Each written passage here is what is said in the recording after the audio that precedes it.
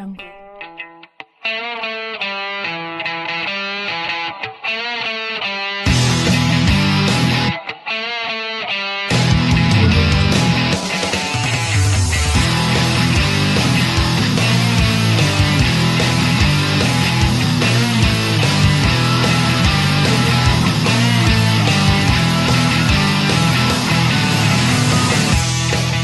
Hello, you are listening to Trump Republic Radio. It is October 15th, 2017. I'm your host, Enzo Quesada, and as always, I'm joined by my co-host, Bobby Hester. Hello, everyone. You doing pretty good today, Bobby? I'm always doing well, you know me. I was doing pretty good till you told me Aaron Rodgers might be out for the season, but, you live with how it goes, I guess. But let's get into the news, since that's what this podcast is about. The first thing that we wanted to talk about as far as big stories is this ruling from the Supreme Court in regards to the travel ban. Yeah, that's precisely right. So word on the street and word on the actual news is the fact that the Supreme Court has tossed out the travel ban case that was supposed to be heard by the Supreme Court this month. The reason they did that is because, remember a couple of, like a month or so ago, the administration revised the travel ban and pretty much scrapped the old one. Yeah. Because of that, the case that was going to be heard was the original one.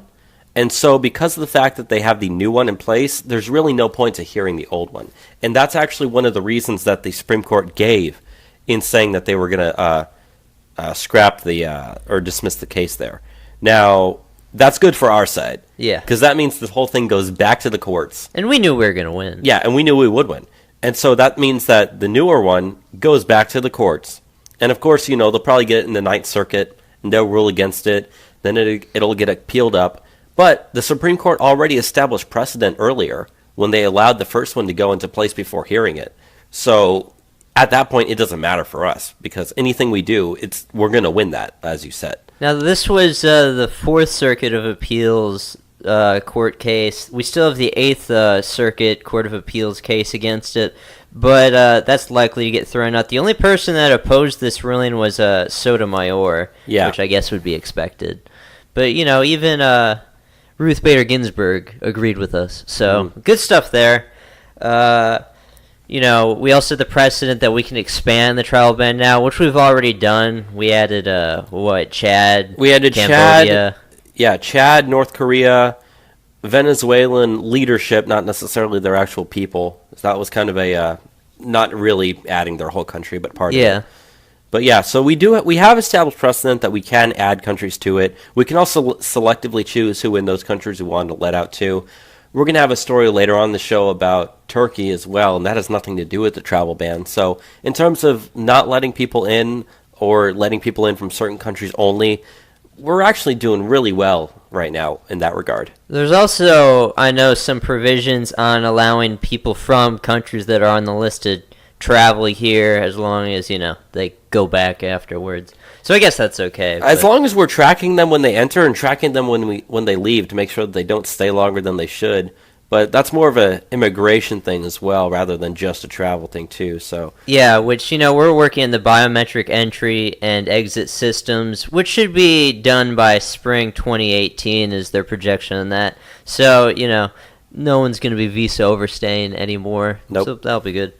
Let's get into the next thing that we have here, and that is the EPA has ended their war on coal.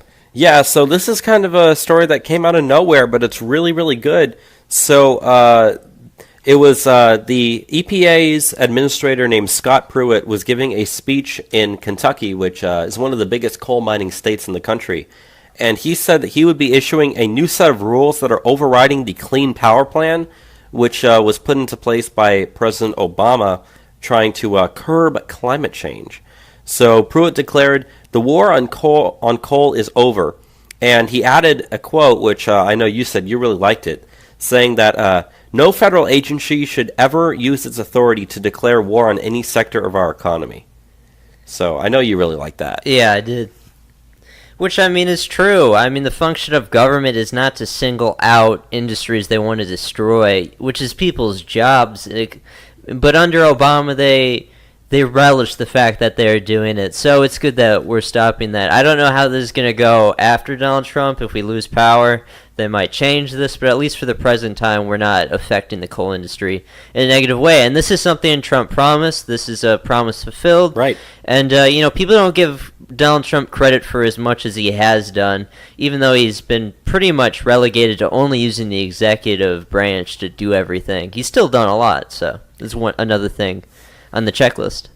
Yeah, I'm certainly happy about it. I know, Hillary Clinton pretty much promised to, destroy the coal industry if she became elected president. President Trump, when he was running, was saying, I'm going to save coal. So we've saved it, and that definitely helps the coal states like Kentucky and West Virginia, Pennsylvania, all states that you need to win, and especially Pennsylvania, because this will affect them in great regards. So that helps us for 2020 as well, if you look at it from an election standpoint. Now, a lot of projections as far as this go don't necessarily mean that mines are going to come back. I know we reported maybe 3 or 4 months ago that Pennsylvania actually opened a new coal mine, the first under Trump. I don't know how many more since then we've started, but it does prevent more mines from being closed, so that's good.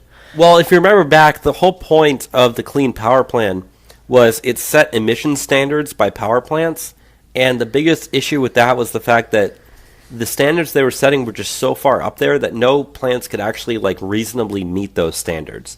So by getting rid of those, or at least lowering the standards to things that people can meet, then you can actually have people remain in business. And, they were talking about how there was a store called Wayne Supply in Hazard, Kentucky, that sold coal mining supplies.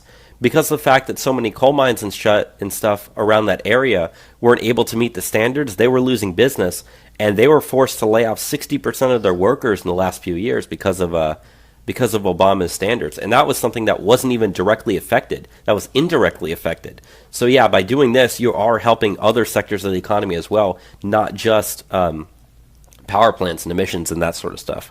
Yeah.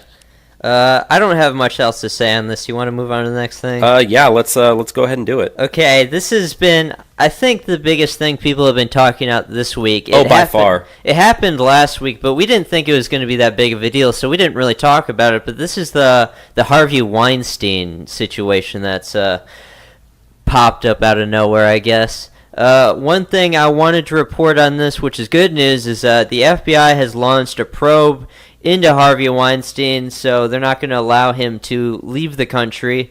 A lot of people thought we're going to have a Roman Polanski situation where he leaves the country, because he said he was going to Europe to do a sex rehab. Mm-hmm. If you don't know the Polanski situation, he left to Israel using his right of return, and Israel doesn't extradite people back to the United States for crimes. And, Harvey Weinstein was also Jewish, so he would have the same ability to do that. I thought that was what he was going to do. Yeah, that's a lot of people were worried about. Yeah, but that's not going to be happening. So we're going to definitely be looking into this stuff. But the thing about the FBI probe, which is important, is, one, we're going to be able to see who knew about this. And apparently a lot of people have known about this for a long time. And we're also going to be finding other people doing this, because it's not only Weinstein doing this. Yeah, I mean, there's been, 7 or 8 women that have already come forward saying that, he's sexually assaulted or raped them. Not to mention the tons and tons of women that, it was, I guess, if you could use the word more consensual than non-consensual. I mean, if you think about it, they were saying that he had, sexual assault, written into his contracts. Yeah, that you couldn't sue him over, sexual harassment or things of that nature. Yeah. And, Rose McGowan, someone came out with the video from her back from 2005, where they were asking her about something, and they said, what advice do you have for any young girls going to Hollywood? Okay, yeah, anyway, so she had this video. She's like, what advice do you have for young girls going to Hollywood? And she said, yeah, if Harvey Weinstein invites you up to his hotel room, don't do it. Yeah. And that was from 2005. So, people have known about this for a very long time. And it's just, I'm glad it's finally coming out. Unfortunately, it didn't come out earlier. But yeah, I mean, that guy he's a sexual predator. And there's a lot of guys just like that in Hollywood. Yeah, it's a common occurrence. Who was the one actor that came out and said, young boys are also sexually assaulted oftentimes in Hollywood? I'm trying to think back. I'm not sure which one you're referring Who's to. the guy in Imperium? I'm not certain which one you're referring to. I'm trying to remember. Well, anyways. I know that Terry Cruz, he said that even he was sexually assaulted once by a man who walked up and touched his genitals. Or like grabbed him in the crotch. So it's not just, it's majority women. And I made a mistake earlier. I said it was Rose McGowan. It was Courtney Love. Okay, that's why I kind of stuttered there for a second. I was trying to make sure I had that. So thank you, Brain, for correcting me. But anyways, no, the point that I was trying to make was if you think about it, it's very understandable how this stuff how people are able to get away with this stuff. Because if you're a young girl and you're going to Hollywood and you're trying to make it big, and some guy who is a famous producer, that sort of stuff, is like, hey, how about you come over here and do a little something for me? You're knowing that, okay, if I don't do this, my chances are over. But if I do this, I can make it big. And a lot of girls do take that route. And it's so unfortunate that that's the way things go, but that is the way things go. And so it's really sad to look at all these movies and stuff, see all these women and whatever, just trying to think to yourself, I wonder how many of them have been forced to, have sex with other guys or do things that, you'll never hear about, but knowing it's so rampant in that industry. And the guys that are big in Hollywood are protected to do so. Yeah. And like I said before, this isn't only Harvey Weinstein doing this. I know I saw on Twitter there was a lady accusing Seth Rogen of sexually, assaulting her, and her Twitter account got shut down immediately she got after shut that. down. So kind of shady shit happening over there. I hate Seth Rogen, so if it is true, I want to see him go down as well. Yeah, I would love for this thing to just keep spiraling out of control to the point where everybody in Hollywood is getting, accusations thrown at them. And I believe most of these accusations are true. Yeah. Because you see enough behind the scenes footage of these sort of things, that it's happening, and they know it's happening too. And the fact is, so many people covered for it, and the media's been covering for it too. And that's even sadder as well. Well, one of the big things is Harvey Weinstein was a huge donor to the Democratic Party. He donated millions of dollars to Hillary Clinton over, her 2008 campaign and also her 2016.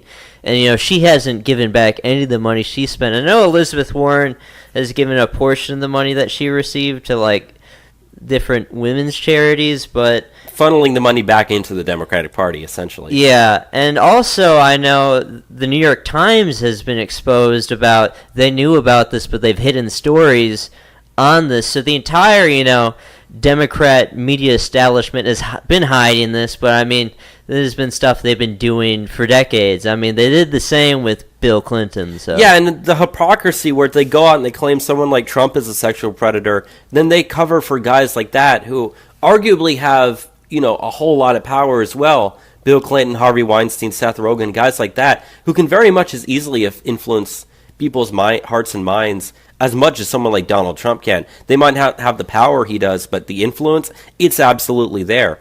People I bet you if you took a nationwide poll, people like Seth Rogen probably 5 times more than they like Donald Trump. Yeah. And yet, if both of them have the exact same claim, imagine who's going to get the media attention from that. And also, this is playing into a time period where Hollywood's on the decline. Yeah. They're not doing very well with a lot of the things. Even their, superhero movies aren't doing very well because, the public's kind of worn out on this stuff. They've been milking it for so long. They've been doing so many, rehashed movies that they're bringing back with franchises, and it's just not creative anymore. And in the past, people would go to the movies every single week, but I've only been to the movies twice this year. I think once last year. It's too expensive, really. For me, I'm the type of person who does try to see all the new movies that I like, so I still love going to the movies. But even then, I completely agree with you in terms of rehashing movies. It seems like every single trailer you see is either superhero movie, which, I understand that's they've got their thing going right now, or it's a remake or a sequel. Try to find a movie in Hollywood that isn't a remake, a sequel, or a superhero movie, and it's maybe 1 in 10. Yeah. So it's very, very rare. And yeah, you're right. People are starting to get worn out because of it. And it's just really, really sad. And a lot of these movies push like disgusting leftist narratives, which just alienates a lot of people. So they just don't want to support this stuff. So I mean, I don't like Hollywood. I hate Hollywood a lot. I refuse to support them. I've only paid for tickets to see a Hollywood movie once in the last like 3 years. So I don't know. Anything else on this, or you want to move on? Well, the last thing that I wanted to say about the whole Harvey Weinstein scandal is the second story we have here, and that the Motion Picture Academy has actually expelled him from their group. So that's pretty good. At least they're trying to cut as many ties as they possibly can. They know the ship is sinking, so they're trying to throw out the lifeboats right now. And apparently they also said the Weinstein Company is changing its name to something else, which I have a funny story to tell about this. I went to see that new Jackie Chan movie, The Foreigner, with my dad this weekend. And during the coming attractions before it, they had a trailer for that new movie coming out called The Current War, about Thomas Edison, Nikola Tesla, and all that sort of stuff going on there, their story.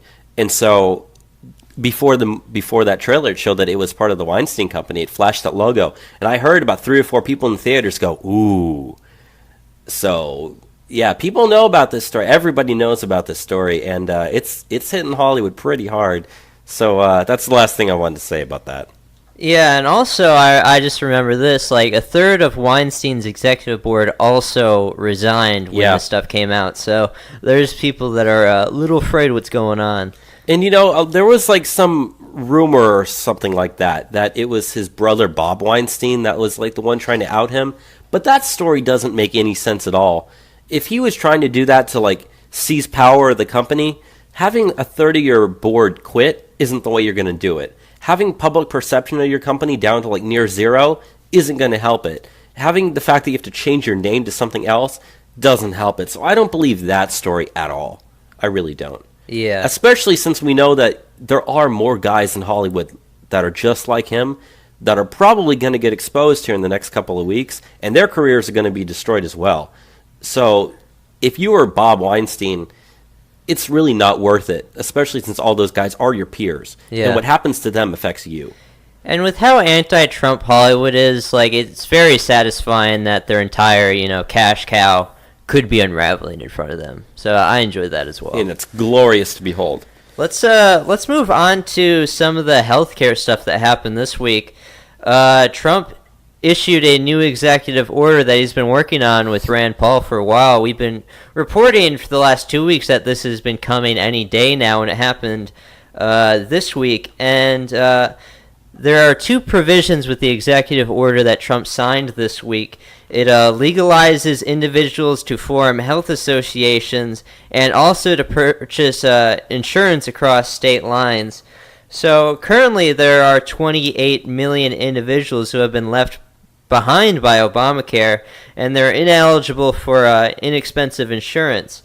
And also, currently as it stands, there's a third of counties in America that only have one health care insurance provider, and that's predicted by sometime next year to be about half. Mm-hmm. So this is very important to get this stuff done now. What the health associations allow people to do is form kind of collective bargaining groups to advocate for themselves, to talk to the insurance companies to lower their prices down. And the good thing about the purchasing across state lines is it allows people in those places where they only have one insurance provider to have more options. So, Rand Paul wrote a good article on Breitbart explaining all of this stuff. And, he calls this the biggest free market reform in healthcare that we've seen in over a decade. And, I mean, looking through all the stuff, personally, it is. So it is. I like the direction where this is going. We couldn't get Obamacare done or repeal and replace that. This is a good step to remedy the issues with it. And Trump's going after more Obamacare stuff, which I'll get into after some comments from you. Yeah, I was going to say, Congress wasn't able to do anything, so Trump's taking it on his own to just say, fine, you can't do it, I will do it myself, which I'm glad that he's doing. And especially, I just wanted to talk about the being able to buy it across state lines.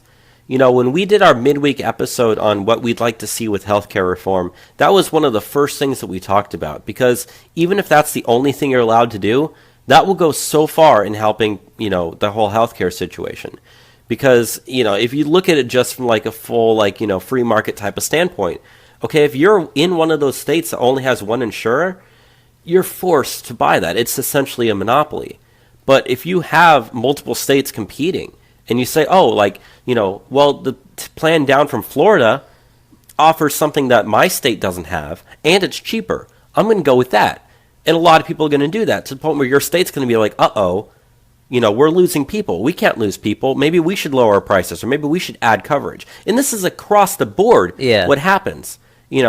So if anyone's out there saying this is going to destroy people's healthcare, this is going to kill people, this is going to make it more expensive, it's the exact freaking opposite. Yeah. It will expand coverage for everybody. It will lower prices for everybody. The only bad thing is it'll probably take 6 months to a year before we see any results. Yeah. Which I will admit that. It's going to be about 6 months to a year before we see any direct results because of this action. And, we want to increase competition just using, free market principles. Right. To, they need to offer either better service or lower prices. They want to undercut their competition to, win the public's dollar. And forcing these people to compete all against each other, facilitates that even more, as opposed to having monopolies in states to where they can't do anything like this. And with the group health associations, one thing that everyone was afraid of is losing the perk of pre-existing conditions not being covered. I know that was one of the biggest fears about it. My dad is a nurse, and he supports that as well. But using healthcare associations, you can still cover for that. So that's a provision that I'll still be able to say. That's one of the most, beloved parts of Obamacare, and the good aspects we should aim to keep. So yeah, and I was going to say, if you look at any free market type of argument that people do like to make, you have to understand that works best when you have consumers and producers on equal playing fields. If you tip the scale in one way or another, that's when things get bad. And we've seen that the scales have been tipped towards insurance companies and stuff for a very, very long time. And with so much government intervention, government's flat out responsible for it, even though the insurance companies do have the power here. So by giving power back to the actual consumers, the people who want the health insurance, if you have a pre-existing condition, you're going to go and buy it from a state that covers your pre-existing condition. You're not going to buy it from your own state that might not, if it's your only coverer. So you really are leveling the playing field again, giving people equal power to be able to negotiate this sort of stuff. And I'm glad that, like you said, people are able to now come together to, I don't really know if the word lobby or unionize is the right word, but it's I would say collective bargaining. Yeah, and in this type of situation, that does work. And people do like to use the argument that, unions have higher, they make higher money. The people get paid more. Well, yeah, because you are bargaining together and you're doing it. You do that for healthcare, that's going to lower prices and increase the amount of coverage that you have. So yeah, this is a very good thing for the consumers for healthcare. And as I said before, it'll take 6 months to a year before we see results, but you'll see good results. And that's great. Yeah, and this doesn't cost us anything to do. We're just, getting rid of harmful regulations that are distorting the market. And, Senator Rand Paul, who has been the one working with Trump on this, he's a physician himself. Him more so than anyone understands how much Obamacare isn't working. And, this is stuff that he was talking about even during the primaries wanting to do. And I know you voted for him in the primaries. I voted for Trump. But, he's still one of the better senators that we have. And, generally I agree with most things he says. Yeah, and, Rand Paul was one of the guys who was kind of against the GOP's healthcare plan that they released. So I'm glad to see that he's finally working with Trump to actually get individual stuff done rather than opposing a general whole plan. Work with him on the stuff that you can get done and get it done. So this is good. He opposed the first and the third bill that we put up. The second one he did for the most part. But I also wanted to transition to another thing as far as healthcare that the Trump administration did this week, and that is ending the subsidies into Obamacare. the reason why they did so is because the Department of Health and Human Services had been doing reviews over the Obamacare subsidies into it and have discovered that it is illegal. So we have repealed that. That's good. They were expected to pay out $10 billion in subsidies next year for a cost price lowering. And, that's 20% up from where it is currently. In general, it's a bailout of insurance companies through unlawful payments, and it's an abuse of taxpayer dollars to skirt around a law that props up a broken system. So I'm glad that this is happening. I know a lot of people have been freaking out, and in the short term, this will affect the health insurance industry a bit, but it encourages them to fix the problem sooner rather than later. And, the Democrats always talk about how they're against corporations, but how these, subsidies were working, it only benefited the big insurance companies. So, it exposes a bit of their hypocrisy, but they don't really understand how these things work. And, in general, I'm against subsidies because it's a distortion of the free market again. Let's get the government out of healthcare and actually fix this situation. So, I support us doing the repeal on these subsidies in general. Yeah, me too. So, I guess we have one more thing to talk about healthcare here, I believe.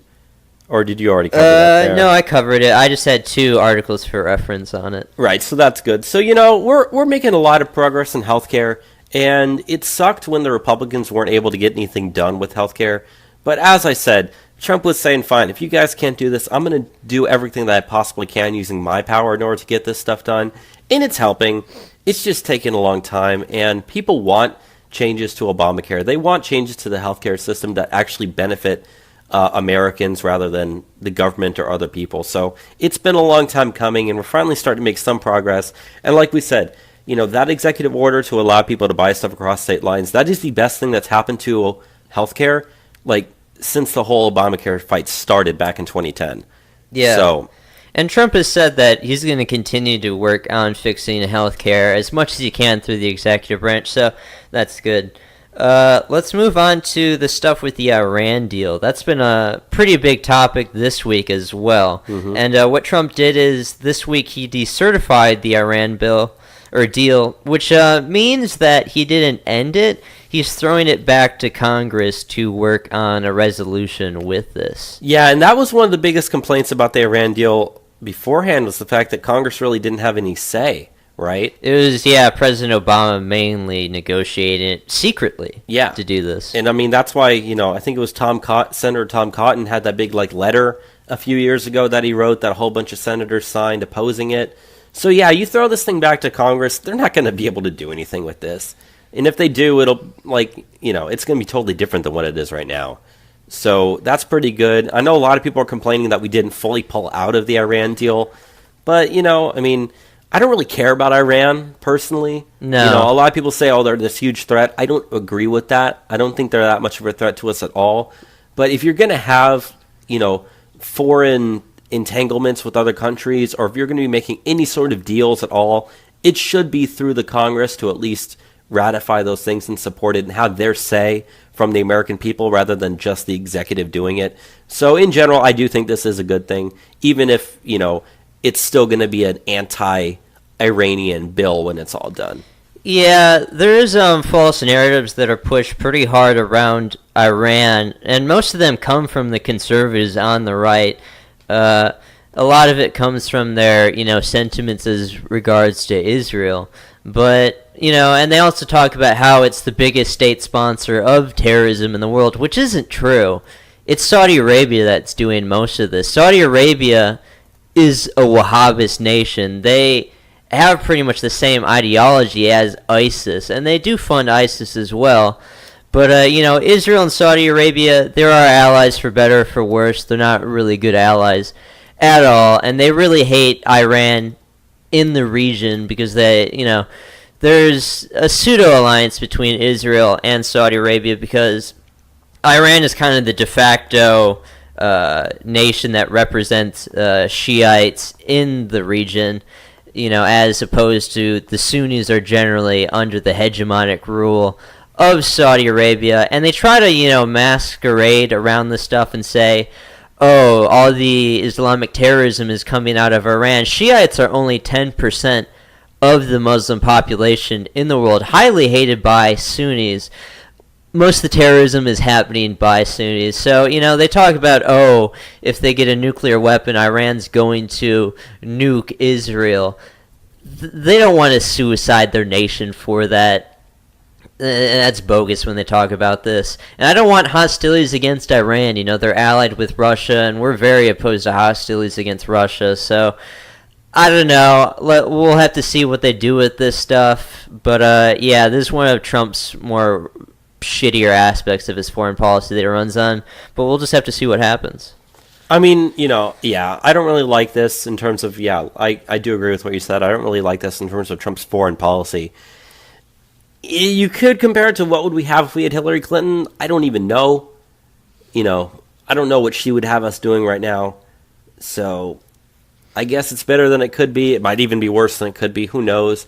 Yeah, Trump's foreign policy isn't the best, but at this point, what are you going to do? I mean, it isn't really, the best, but it's still a big improvement. And that's the sad thing, because this could be done so much better, but there's too many entrenched lobbying interests in our government to change how they do this stuff. This is the stuff that they take the most seriously.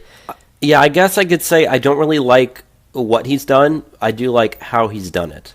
Like we said, throwing it to Congress, that's probably the best move, even if Congress is going to do something anti-Iran in the end. Even if you don't want to be anti-Iran, you should at least say, yeah, giving it to Congress is probably the better thing to do than doing it himself. And by himself, I mean like the office of the president. So, yeah, that's really all I have to say about that. Yeah, let's move on to some of the stuff with the economy. I know you got the numbers on that this week for us. Yeah, we got a couple of good stories out of the economy this week. So the first thing we have is that unemployment claims have fallen to their lowest level in 43 years. That is pretty amazing. So this is the total number of laid-off workers receiving unemployment benefits fell to 1.89 million people at the end of September, according to the Department of Labor, which is the lowest number in 44 years. They said the new claims for unemployment benefits dropped 15,000 to 243,000 in the first full week of October, which is, part of the markets bouncing back from the hurricane damage, which is the reason why in the month of September, the U.S. economy lost 33,000 jobs it had a net loss of 33,000 jobs instead of a net gain, which we've seen beat expectations almost every single month since Trump came into office, because the economy has just been booming right now. So we're starting to see it kind of come back from the low levels that it hit during the hurricanes, which is a good sign. It indicates that layoffs are rare right now, and according to that, job creation is still strong.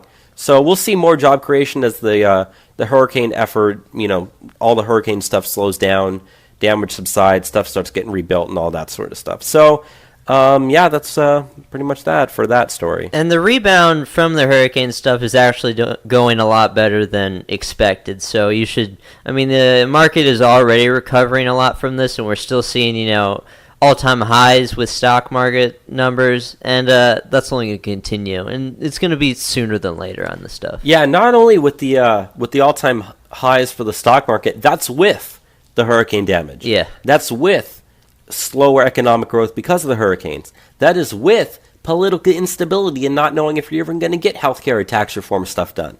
And yet the economy still has very, very high optimism. And that leads me to my next story here about consumer sentiment, which the consumer sentiment level that's polled is also at a 13-year high. They said it unexpectedly surged. I don't think that it was too unexpected. I think it was right along lines with everything else.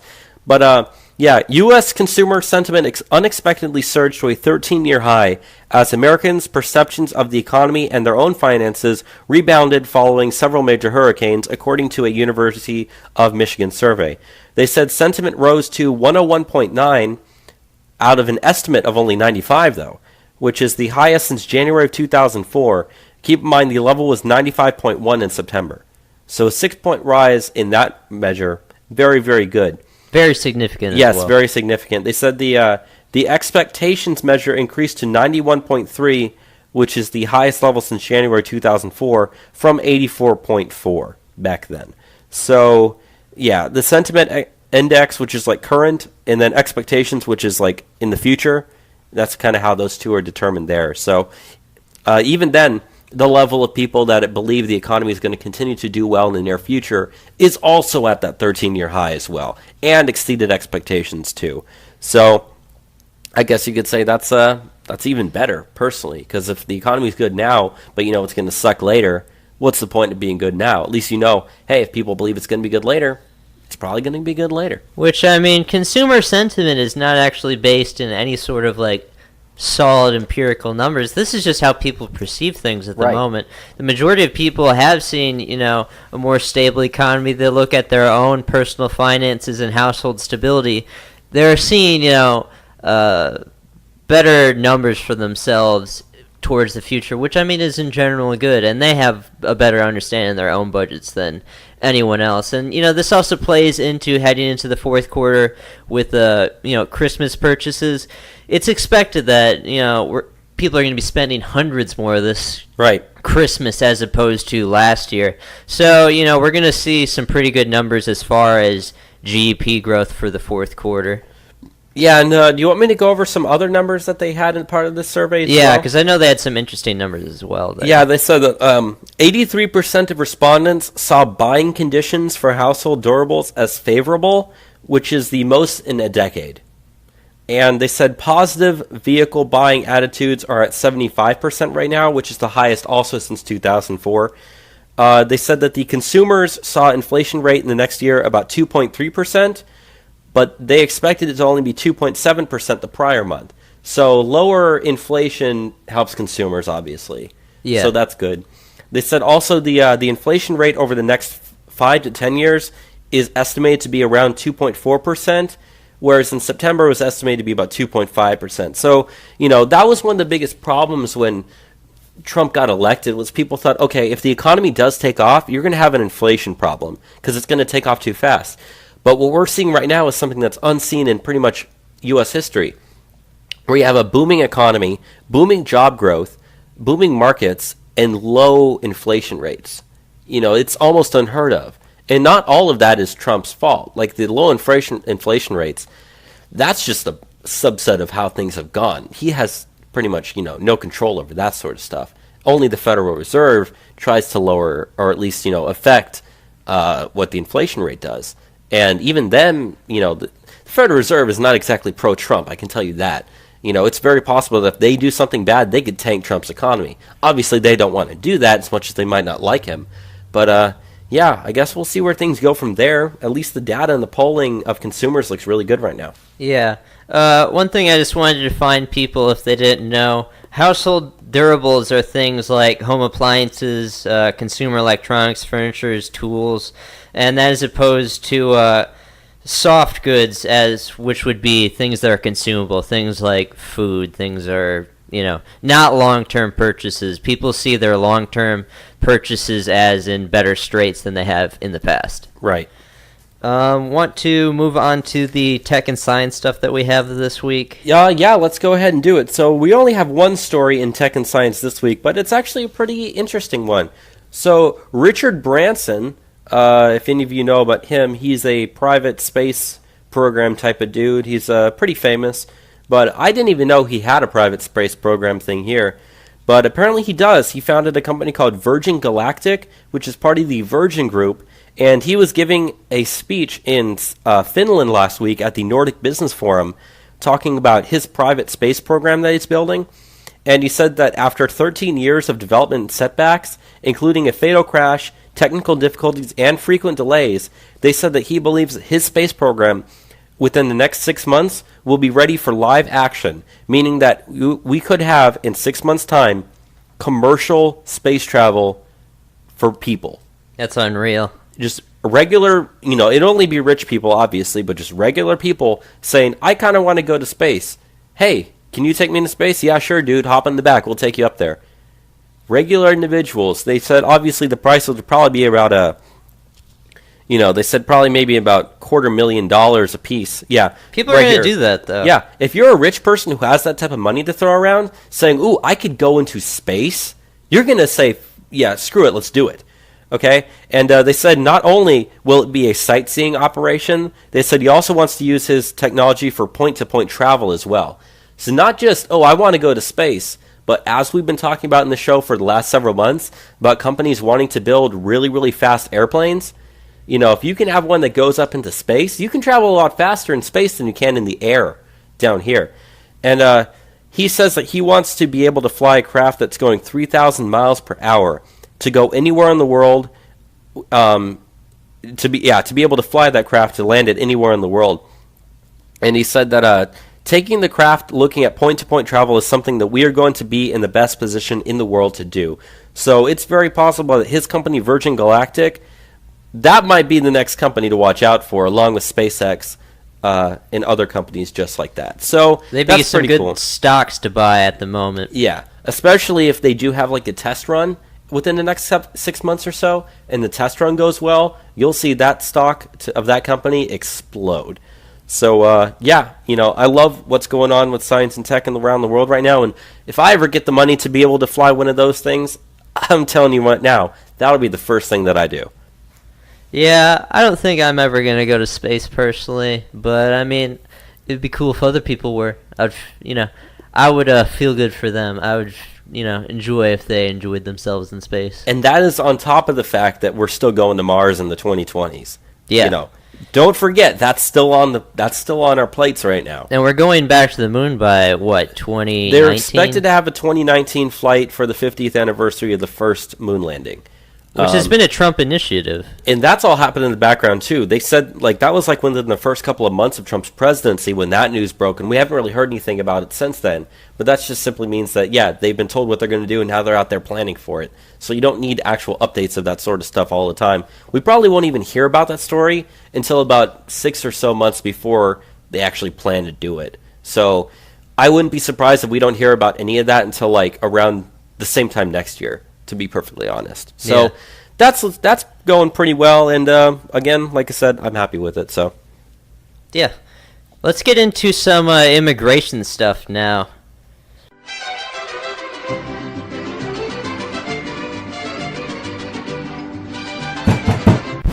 Open the door, immigration. La migra, vamos, niños! This week in immigration.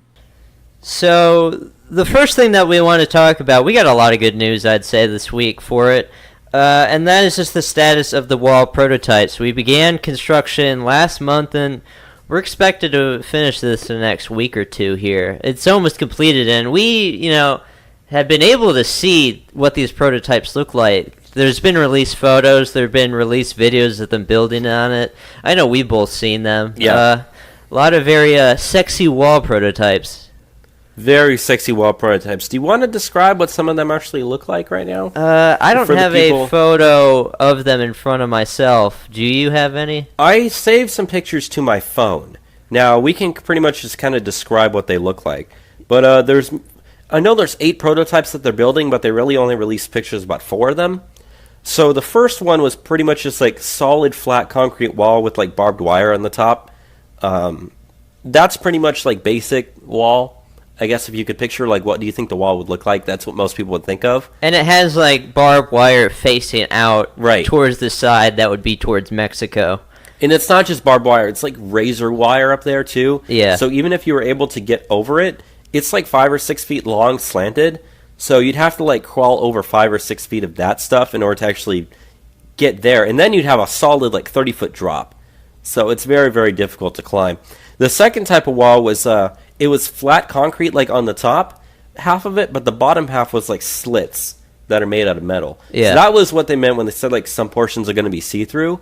Because the Border Patrol wants to be able to see what's going on the other side. They want to see people approaching. Yeah.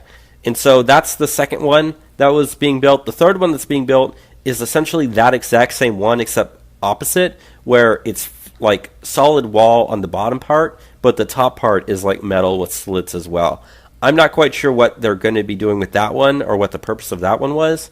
I think that was my least favorite of them personally.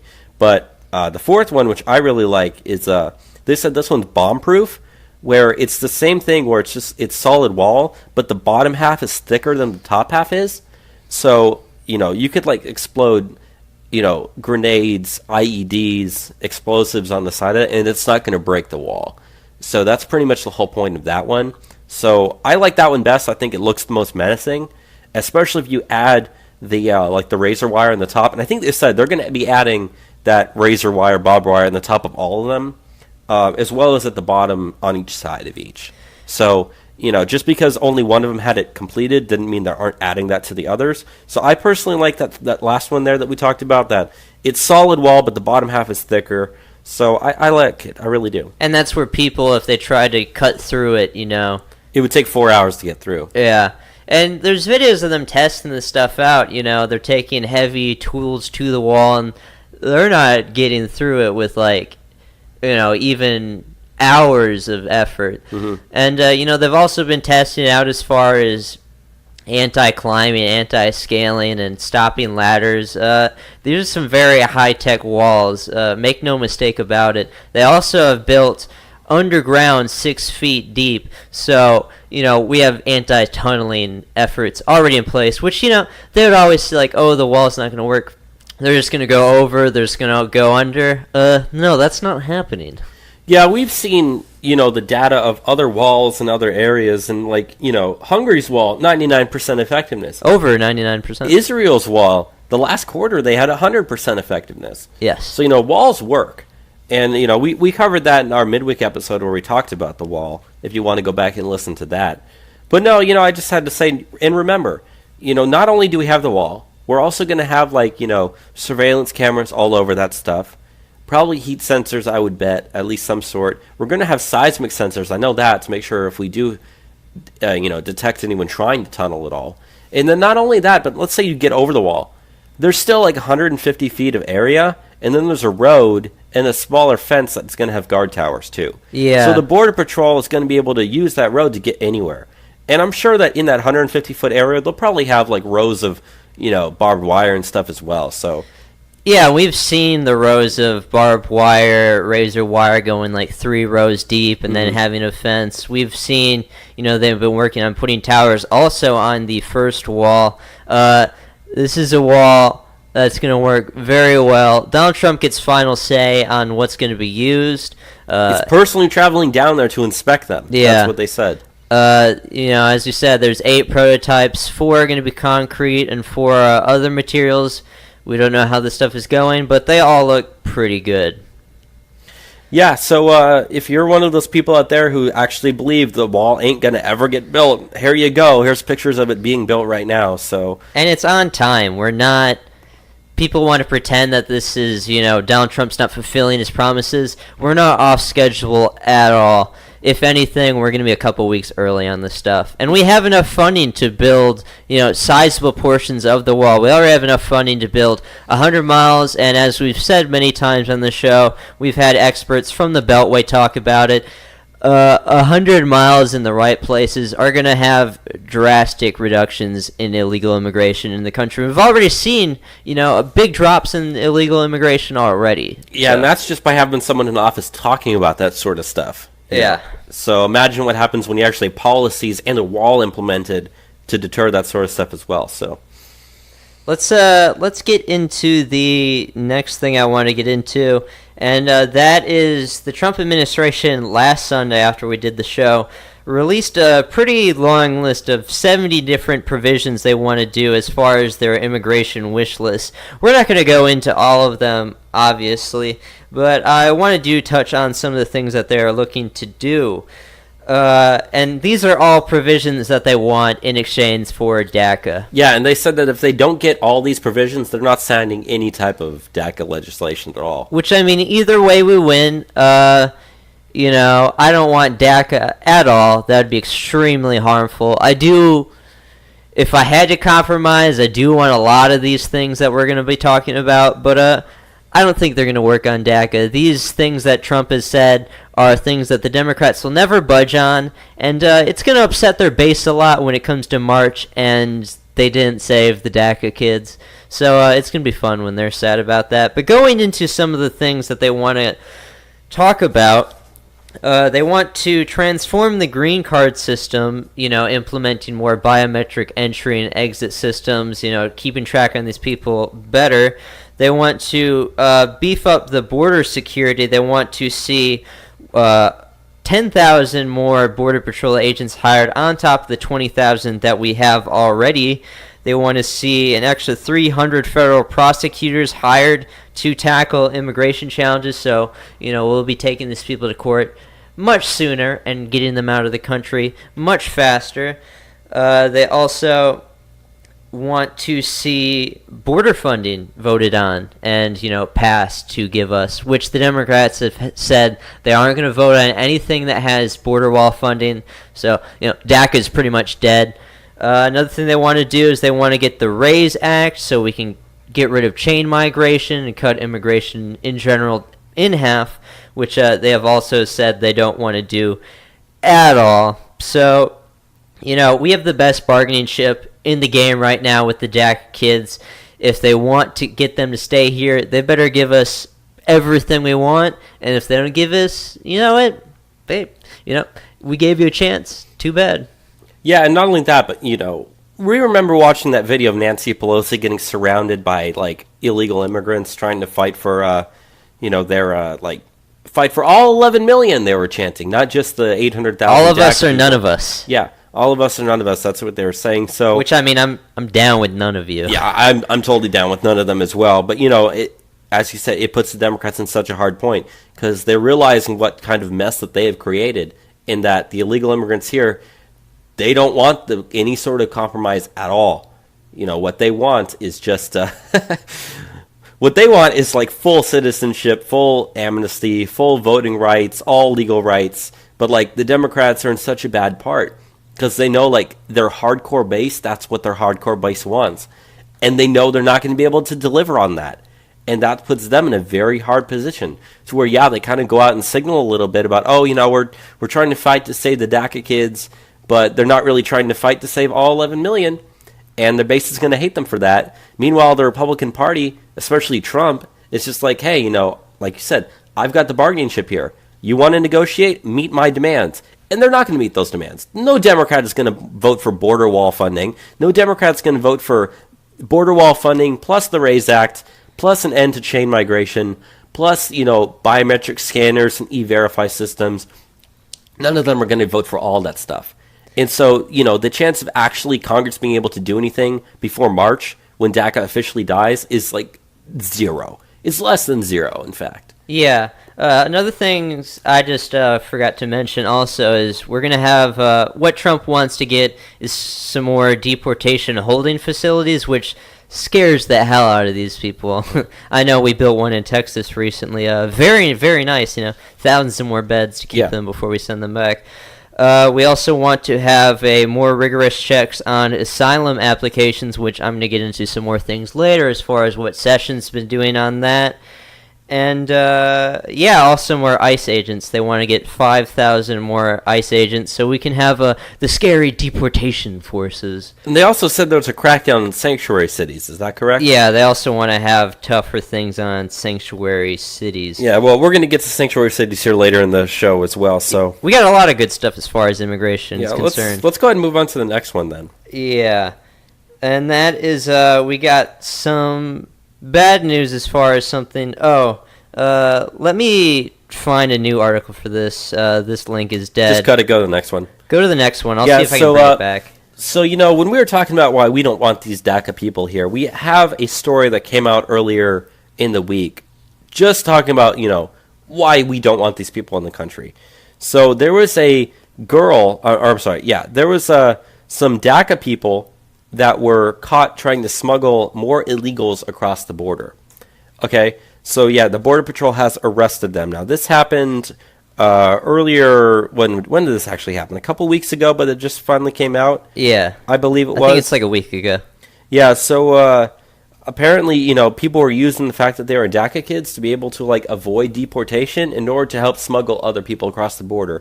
If I read that story correctly, right? Yes, there was 2 incidents that they reported on. Yeah, they said this actually happened here in Texas. So agents at the Border Patrol checkpoint on Interstate 35 encountered a passenger vehicle at the primary inspection lane.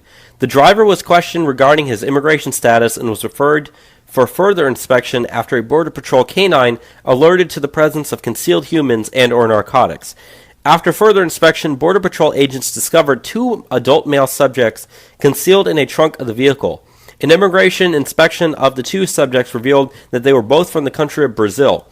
The driver, a juvenile, was identified as a national from the country of Guatemala and a recipient of Daca in 2016. All subjects were processed for federal proceedings. Yes. So, yeah, don't think all these little kids are all that high and mighty. No, they're actively trying to help other people get smuggled into this country. Also not kids. We've gone over this. The average age of Daca recipients 26. Yeah, so they're not kids. They were kids when they came here. They're not kids anymore. They weren't even born here. Do you want to touch on the other case of them trying to help people come across?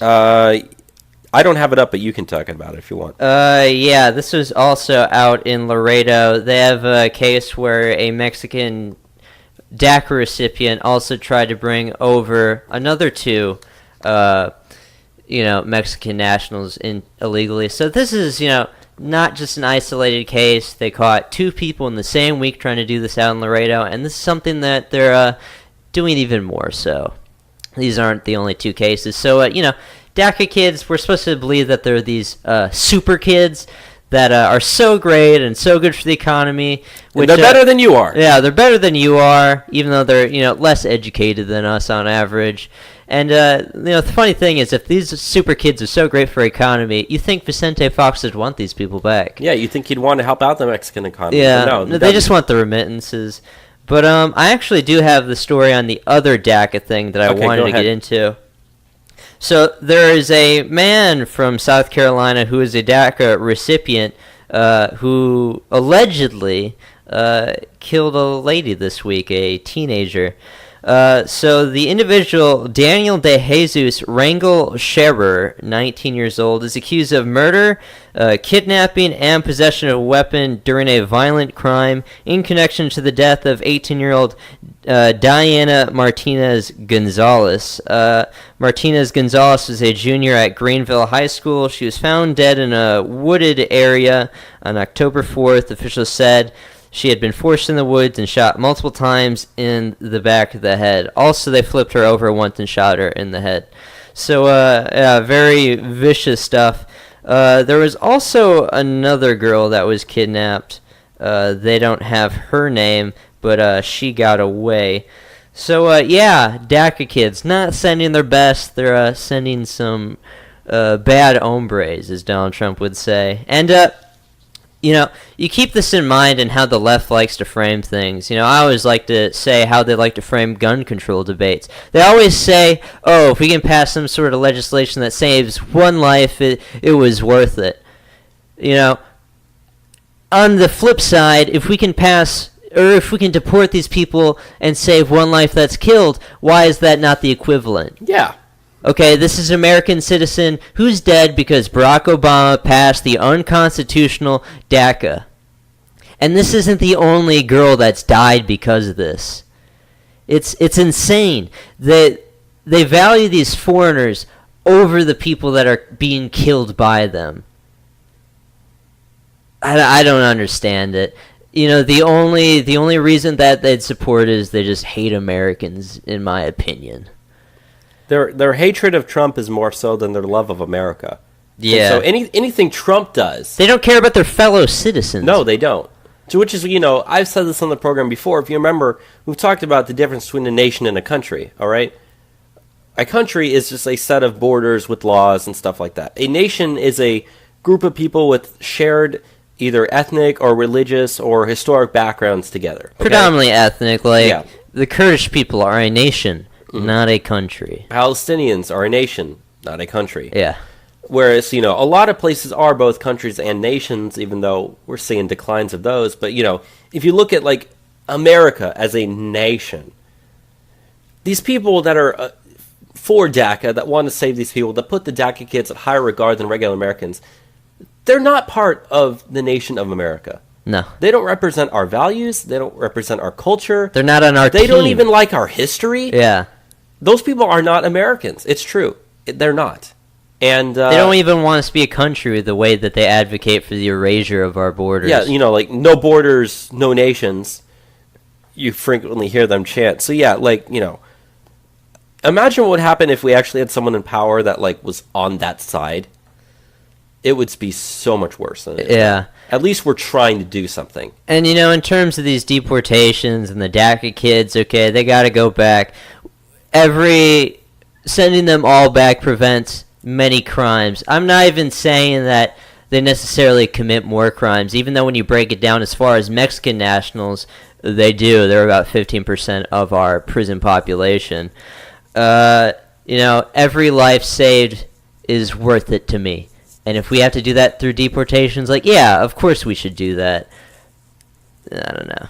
Let's move on to some other immigration stuff. What's the next thing? My computer is being a little crap. The next thing we have up is Jeff Sessions giving sanctuary cities 15 days to comply with immigration law. Yeah, so he said that 3 days ago. So you got 12 left? So we got 12 days. This is part of the continued Trump administration's fight against sanctuary cities, which, are not good for American citizens. They're pretty much soft on criminality, trying to pretty much, give these guys slap on the wrists as far as crimes go. They say, we need to do these sanctuary cities because we don't want our communities scared. We want them to report to the officials. Okay, these aren't communities that are supposed to be in the country to begin with. So I don't know what you're talking about. These aren't constituencies. They're not even supposed to vote. They work here illegally. They're depressing wages. But yeah, Sessions is looking to target 5 different areas: Los Angeles, Chicago, New York, Cook County, and what's the last one? It's Chicago, New Orleans, New York, Philadelphia, and Cook County, Illinois. So I'm surprised that they have Chicago and Cook County on there twice. Because that's the same county. Yeah, it's all the same thing. If you're targeting the county, you're going to target the city as well. So we're going to have to see where that goes. They say that the 5 jurisdictions are in violation of the 8th U.S. Code 1373. So, they're breaking the law there. And we're looking to cut all, government federal grants to these places as far as enforcement of the law is going. Because if they don't want to enforce the law and they think that they can subvert national law, we're not going to help you out. Which, if we did that, it would cost these cities immensely more money that they're going to have to, throw to the taxpayers there, which, is going to make the tax base leave even more so from these dangerous shitholes. So, it's not like these illegal aliens are going to be paying the money to make that up. So, I want to hit them where it hurts. Let's do it with their finances. Now, it is of note that Milwaukee County, Wisconsin, plus the state of Connecticut, plus Clark County, Nevada, and Miami-Dade County, Florida, all 4 of those areas were certified earlier this year as being in compliance with the statute. So, yeah, formerly sanctuary cities, and they bent the knee there. Yeah, so if you're... Also Columbus, Ohio. Yeah, that's not listed, but you're absolutely right there. So I do like what Jeff Sessions had said. He said that those cities that we had listed before, Chicago, New Orleans, New York, Philadelphia, Los Angeles, and Cook County, Illinois, they said they, quote, adopt the view that the protection of criminal aliens is more important than the protection of law-abiding citizens and of the rule of law. So that goes back to what we were saying in the last segment just now, that, these people, they care more about these illegal immigrants living in the country than they do about their fellow citizens. Or following the laws of the country. Yeah. So I'm glad that we're actually going after them. That's extremely important. Yeah, it makes the Democrats be the party of pro-criminality. Let's move on to the next thing, and this is also a thing Jeff Sessions is working on, and something that I think I mentioned as part of the immigration stuff, and that is we're looking to revamp our asylum system.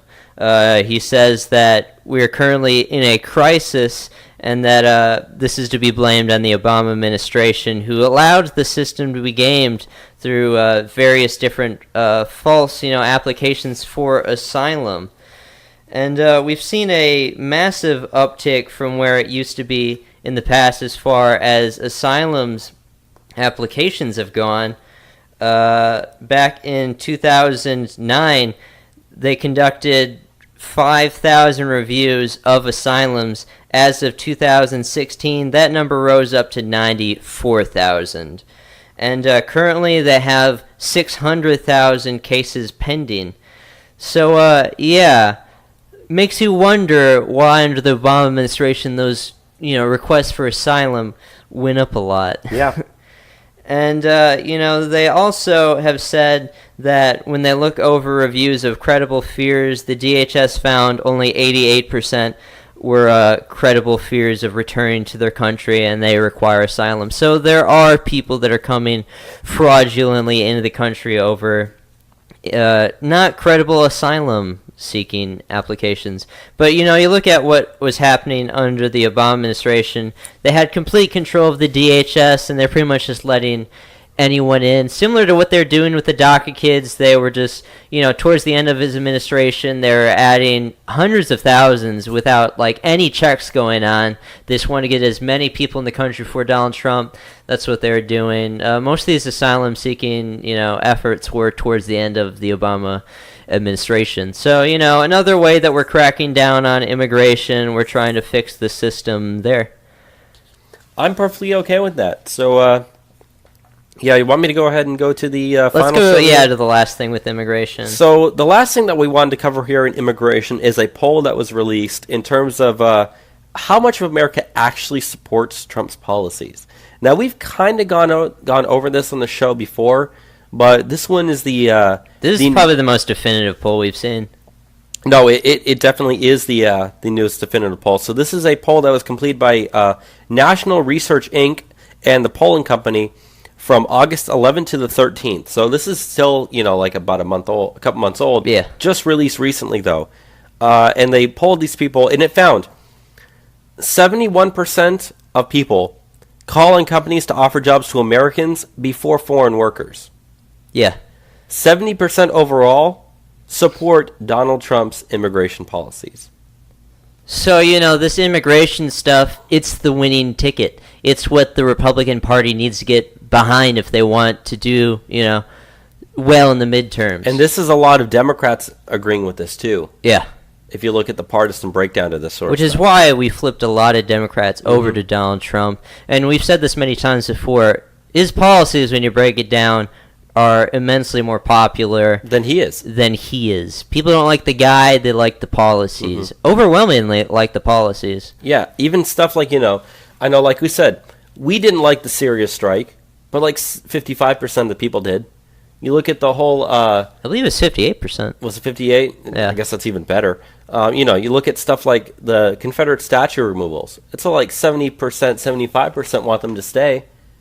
But you hear so many people shouting about it on the other side, you think that they're in the majority, but they're not. They're in a small, very vocal minority. The NFL stuff, 75%? That was also about agree 75%. And this is about 75%. So you're noticing that in this sort of stuff, there's a trend where it's about 7 and 10. It's about 2/3 on his economic policies, and 70% on his immigration policies. Or there's some more numbers that they have on there's there. a lot of numbers. So 82% of voters support a law that would strengthen sentencing penalties for illegals who had previously been deported and strengthens laws against illegal immigrants who commit crimes in the United States. So Common sense. 76% want more ICE officers. Very good. Higher than I'd imagine. 75% support Trump's focus on jailing MS-13 members. I don't know why anyone would not like Trump's focus on jailing MS-13 members. Yeah, dangerous. Unless you're in MS-13. Bad hombres. Yes. 73% believe immigrants must be able to fully support themselves financially. There you go. That's probably even the most important one, because so many of those people are on government welfare systems. It's 6 in 10 of legal immigrants are on some form of welfare, which the average for natives is around 3 in 10 or 4 in 10. So, they use our system. They exploit it more so than even the natives, and they paid nothing into the system. And, this goes back to something that that Donald Trump said in his Iowa rally a couple months back now. He said, we want to put a 5-year hold on any legal immigrant even getting to use welfare services, which was, highly regarded. And also, if we had the RAISE Act, they wouldn't be able to use welfare either. And speaking of the RAISE Act, this next one is also pretty good. 59% said new immigrants should be required to speak English. Yeah, which is a provision in the RAISE Act. Yeah, to prioritize English-speaking immigrants before anyone else. So, yes. 64% backed legislation that would create a point system based on factors such as English-speaking ability, which should be the RAISE Act, education levels, and job skills to rank applicants for the 140,000 employment-based green cards that are granted annually by the United States. So that pretty much says 64% support the RAISE Act. Yes. That's all you got to say without actually saying the RAISE Act. Or at least support the policies of the RAISE Act. Which, we need to promote the RAISE Act. The media is not doing this. They want to hide it. It's a very popular thing, but politicians don't want to get behind it because, they're big money donors, even in the Republican Party, want the borders to be open, are against what the general public wants. But, if you can get public sentiment behind things like this to force their own elected officials or get our, new guys in with the primaries and midterms, we can get this stuff done. And, if we have to compromise in Daca and get the RAISE Act, it's going to satisfy a lot of people. Especially if we can get all those other 70 points. Or a good number of them. Yeah. The right ones, though. But the last data that came out of the same poll, by a 2-to-1 margin, voters support limiting chain migration or ending chain migration. Which the RAISE Act would do as well. Yeah. So I think the most important takeaway from that is that 64% approval of the RAISE Act right there. Yes. So, and then the other individual components of that are related but not part of it, you're looking at over 70% approval on almost every single one of those. It's 82%. Why Donald Trump won. Yeah.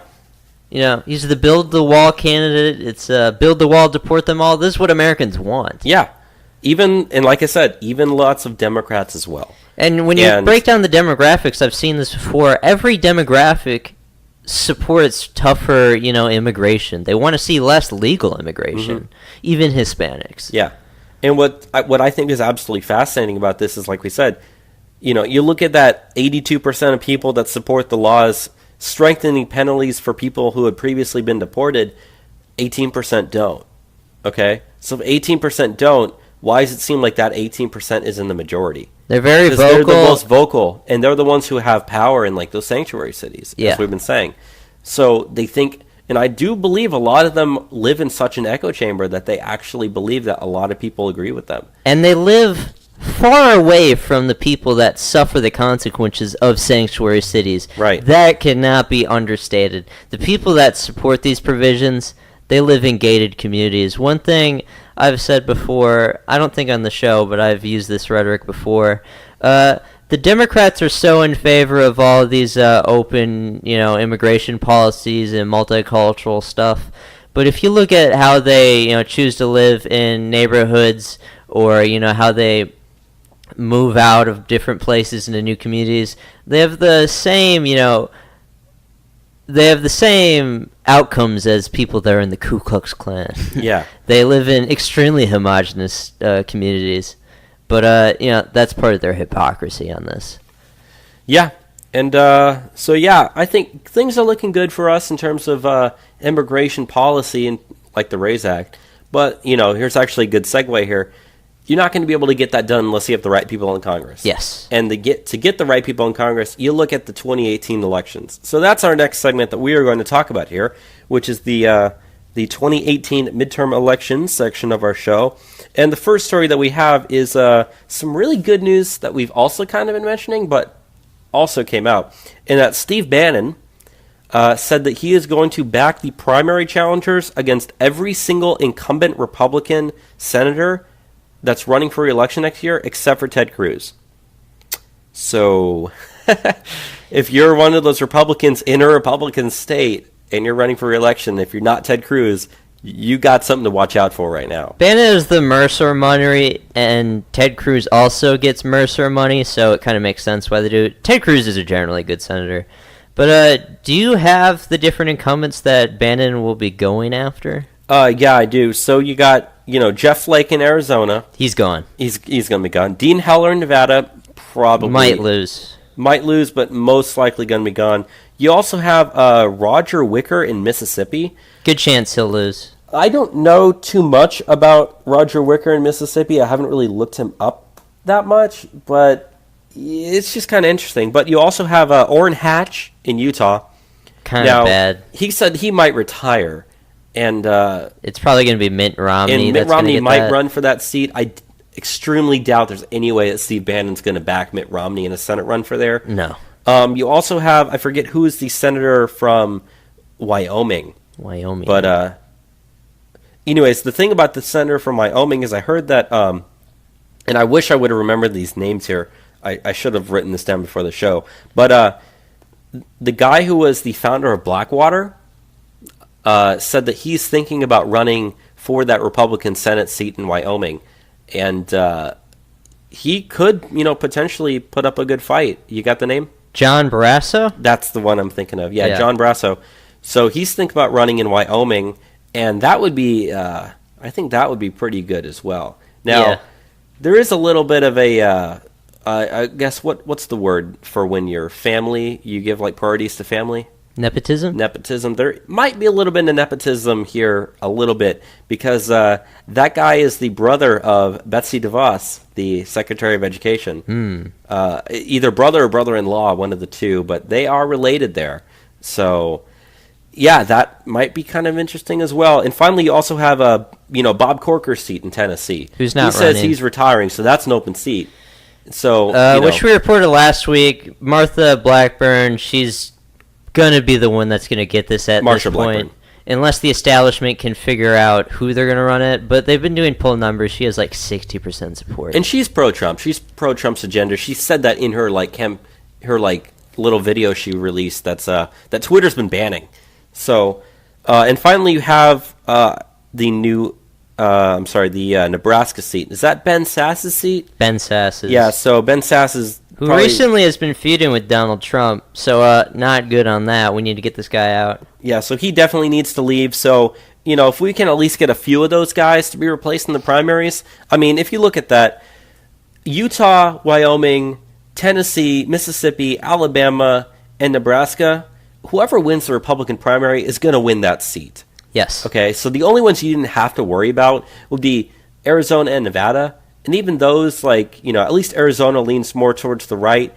In Nevada, while it leans left in, elections, Pretty purple. it is a purple state, but it still has enough Republicans out there that would vote for the Republican candidate to where you have a greater chance of, at least trying to get your guy in there. Because what's the worst that can happen?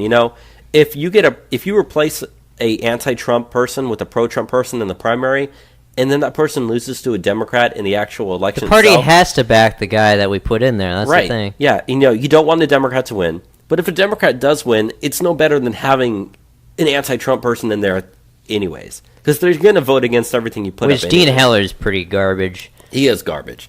A lot of the Republicans running for re-election in 2018 for senators are garbage. So yeah, Jeff Flake, definite primary. Kelly Ward is going to be there, which very good for us. Yeah. Danny Tarkanian against Dean Heller there in Nevada. That's probably 50-50 on that. Danny Tarkanian's pretty good. Tarkanian is polling just a couple of points ahead, but I mean that's still like a year out from that election. Yeah. So I wanted to give a little thing on Marsha Blackburn, since we do have our House of Representatives database. She is in the 7th District of Tennessee. She was elected in 2003. As far as her Liberty score that we have, she is a 79, so she generally votes very conservative. And on immigration, she has a C+. So pretty good. The Liberty score is from Conservative Review, and the immigration grade is from Numbers USA. So she'd be generally pretty good. yeah, and I also wanted to mention the whole Kelly Ward thing. We were talking about how Bannon had originally not really looked at Kelly Ward. Well, he has actually come out and started to back her. Yes. Because we reported last week that he met with her in Colorado Springs. Since then, they said that Robert Mercer, who is a big backer of candidates on the Republican He side. said, and we've said before on the show, he's willing to put $30 million behind the candidates that Bannon wants. Right. He's a big pro-Bannon ally. He's also given already $300,000 to a pro-Ward super PAC in Arizona. So we already got some rich donors behind getting Kelly Ward into that seat. And, I mean, the polling already shows she's going to win that thing. So, I don't really think the money is necessary in that race. Just make sure she wins, but don't waste your money there. Waste your money in other areas where you're really actually going to need it, like the Tennessee seat or, the Orrin Hatch seat in case he retires. Because that anytime there's going to be an open seat, you're running against multiple people. Yes. So, it's very important that you just be very careful with who you back. Watch these things carefully. And hopefully the cards fall the right way they will. The hand is already in our favor as it is. So things are looking pretty well. Oh, they also said that Bannon has met with Danny Tarkanian earlier in the week as well. Yes. He's also spoken to Eric Prince, the Blackwater guy in Wyoming. So Bannon's already talking about these guys that we've been talking about too. So it's very possible that if all these guys get Bannon support along with financial support from Robert Mercer, we're going to make some serious progress. Because not only can we get rid of some of those Democrats, we can also get rid of some of the bad Republicans. Which we're probably taking at least 3 seats from the Democrats. Yeah, we're going to take at least around. 3 to 4 seats from the Democrats. And if we can get 3 to 4 seats of our own anti-Trump people with pro-Trump senators, that's essentially like getting 8 new seats. Yeah, you're going to be very happy with how these things go for the Senate with 2018. The House is up for, we'll see what happens there. But if we can keep the House and we do what we look like we'll do with the Senate, stuff's going to look very good for us after 2018. Yeah, so we'll keep you updated as we have before. And we're going to move to the next story here, which kind of has something to do with that. A bunch of conservative leaders apparently met together urging Mitch McConnell to resign. Now, these were conservative leaders from Tea Party Patriots, Freedom Works, and the Senate Conservatives Fund. So some pretty big names there, And they called on Big donors. Yeah, they called on Mitch McConnell and the rest of the Senate leadership to resign over their inability to pass President Trump's agenda, which includes repealing and replacing Obamacare, confirming federal judges, and funding the border wall. So the grassroots conservative leaders chastised the members of the Senate leadership, which includes Mitch McConnell, John Cornyn, Roy Blunt, John Thune, and John Barrasso. So, yeah. I hate John Cornyn. Yeah, so that's pretty interesting there. And it's interesting, though, is that these are guys who they're going to fund the Republican side, Yeah, Mitch McConnell is the guy that is throwing the established money around. I mean, his PACs are what backed Luther Strange, and they don't work out for them. Kind of doesn't matter at this point. People can see past the bullshit with a lot of these guys. It's a waste of money if they even give Jeff Flake $1 at this point, but they will anyways. I want these people to lose their money. And I think this also brings up a very important point that, we talked about this last week on the show, that, the reason they're doing it is because they are urging the Senate leadership to resign and make way for more effective lawmakers who will enact the president's agenda. So that's also something that we can look forward to, in that if you can get our guys in the Senate, you can replace Senate leadership. So you won't even have to worry about guys like McConnell screwing things up all the time. If you have enough votes in the Senate to replace him, which we very well could, because the thing is, though, is the Senate knows, the guys who aren't up for re-election in 2018, but like the guys running for re-election in 2020, okay, when people go to those voting booths, the person at the top of that list running for president does affect down-ballot races. If you are not able to get anything done, and the Democrats actually look like they might stand a chance in 2020, you stand a chance of losing your Senate seat simply because of that. Which McConnell will be up in 2020 yeah, for re-election. McConnell's got only 18% approval rating. 12 nationally. Yeah, 12 nationally, 18% in his state. He's gone, I'll tell you that. But this does bring up this very good point here, in that, not only are the regular average Americans pissed off, the donors are pissed off too. Because they're like, why am I going to give you funding if you're not actually getting the stuff done that I'm pretty much, giving you money to help you get elected in order to do? So, again, this kind of goes back to what we've been saying, is the establishment GOP is screwed. They're on the way out. They see the writing on the wall. Look what those names that I listed off there, the last name I said, John Barrasso. He's up for re-election in Wyoming. If he's out, that's already one person in the Senate leadership that's gone. Yes. And that's before you even have the Senate vote for their new leadership.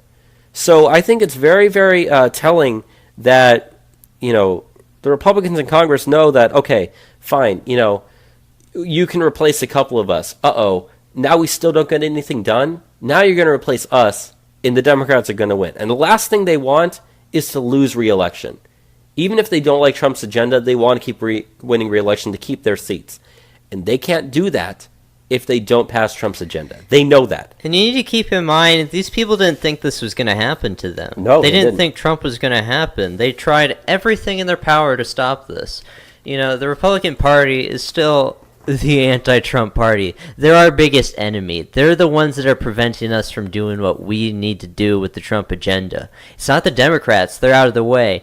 So, we need to take the fight to the establishment. That's what Donald Trump was. That's what we voted for, and we're going to continue to do that. And, I'm feeling very optimistic for the future with this stuff. Very, very optimistic, I have to say. So, let's go ahead and just let's move to the final story that we hear. So this also has to do with some people running for Senate, and I was skeptical of wanting to add this article since I didn't think it would matter. But I thought it was funny. But then I saw another article pop up that I've actually just recently added in the last couple of minutes. That Dianne Feinstein, who is the senator, one of the senators from California who's up for re-election. Now, the thing that makes California different than every other state is in their primary system, it's kind of like open primaries, not really for anyone to vote, but for everyone they're voting for. Okay, so it's Republicans running against Democrats in the primaries. And then whoever gets the top two then runs on for the actual election. So like last year or the year before in 2014, whichever year was the last time one of the Democrats was up for re-election there, on election day, the choice on the ballot was a Democrat or a Democrat. And that's what it came down to. Yeah. So what's interesting also is here, Dianne Feinstein, who's one of their senators, she said that she is officially running for re-election to the Senate in 2018 to try to save her seat. If she does win, that would be her 5th straight term. She's proof that we need term limits. She is proof that we need term limits. So she's 84 right now.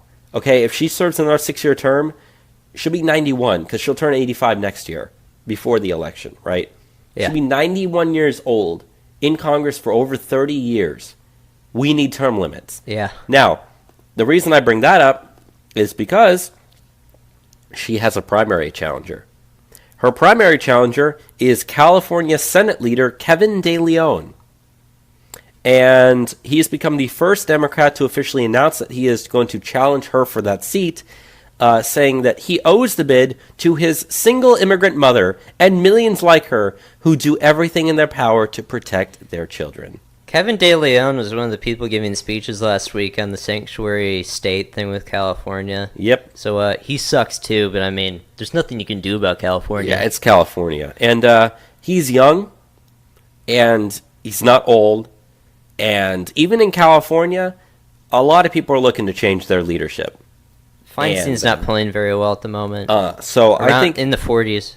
So I think it's very possible that, that she could get it set here in the primaries by Kevin De Leon. And if anything, that would signal a blow to the establishment Democrats that the more the hardcore left part of their wing is trying to get their guys in. Because I do consider him more hardcore left than she is, as bad as she is. Here's the thing. So, yeah, there's a war in the GOP. It's bigger in the DNC. It's just not talked about in the media. No, they hide it. They don't want to talk about this. So, in California, it's a Democrat state, heavily. They control every facet. They don't lose elections out there. They do have some Republican House of Representatives guys. Pretty much all the guys out there are garbage, even the Republicans on immigration, though. There's only one or two good Republicans in California. But, these guys out in California, it's just a battle to push themselves to the left. Mm-hmm. And that's what we want, okay? We want to have the most alienating Democrats as possible out there. So then, we look even more reasonable. Mm-hmm. We're not the party of extreme pseudo-communism.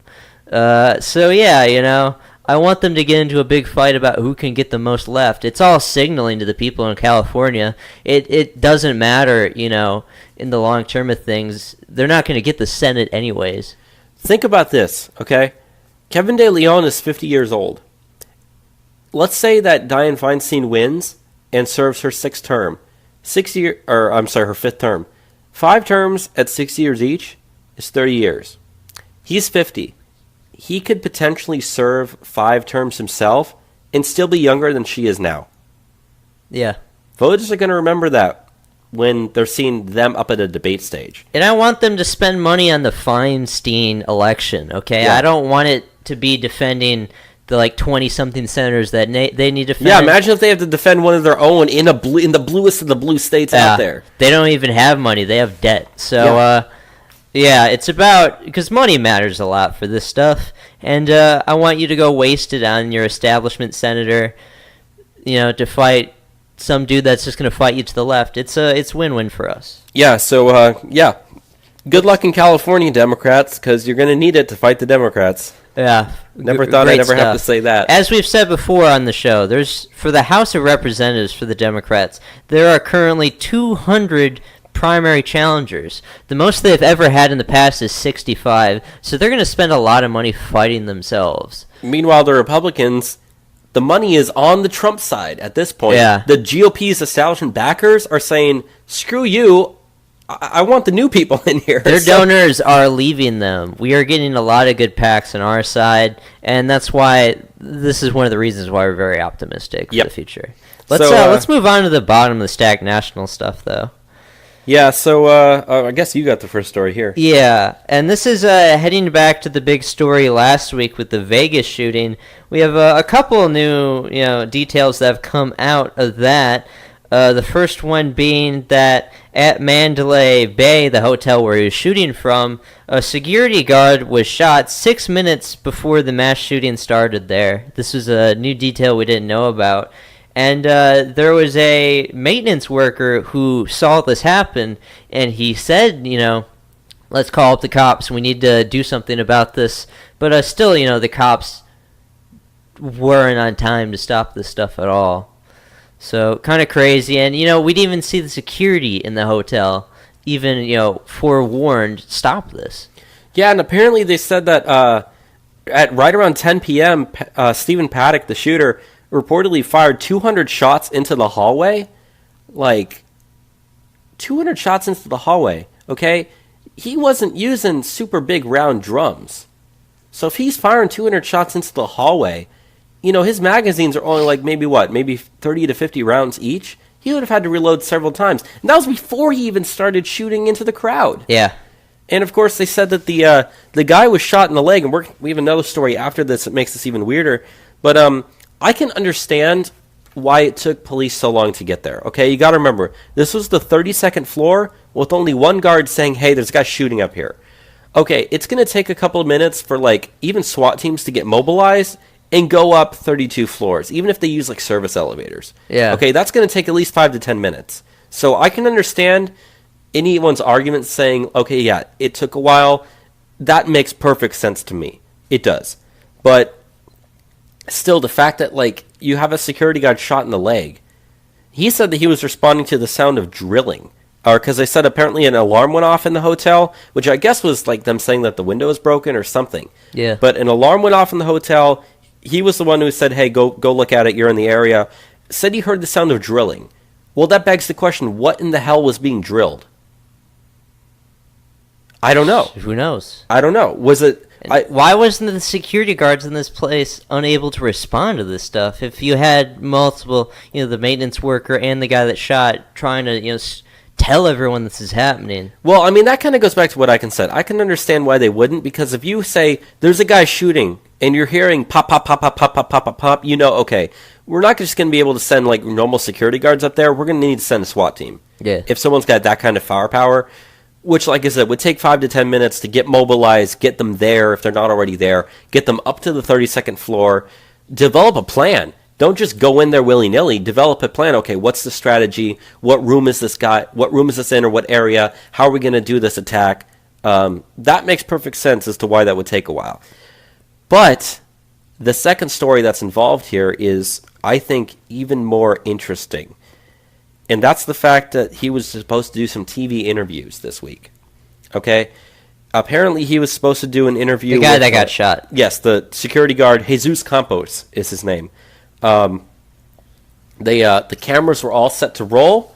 The media was gathered in the building next to him. They went to go pick him up, and he was gone. He has completely disappeared. No one has heard from him since, and he was supposed to appear on Fox News' Hannity show. Hannity said he canceled on him, but that was only after, the guy disappeared. But, yeah, no one's heard from this guy since.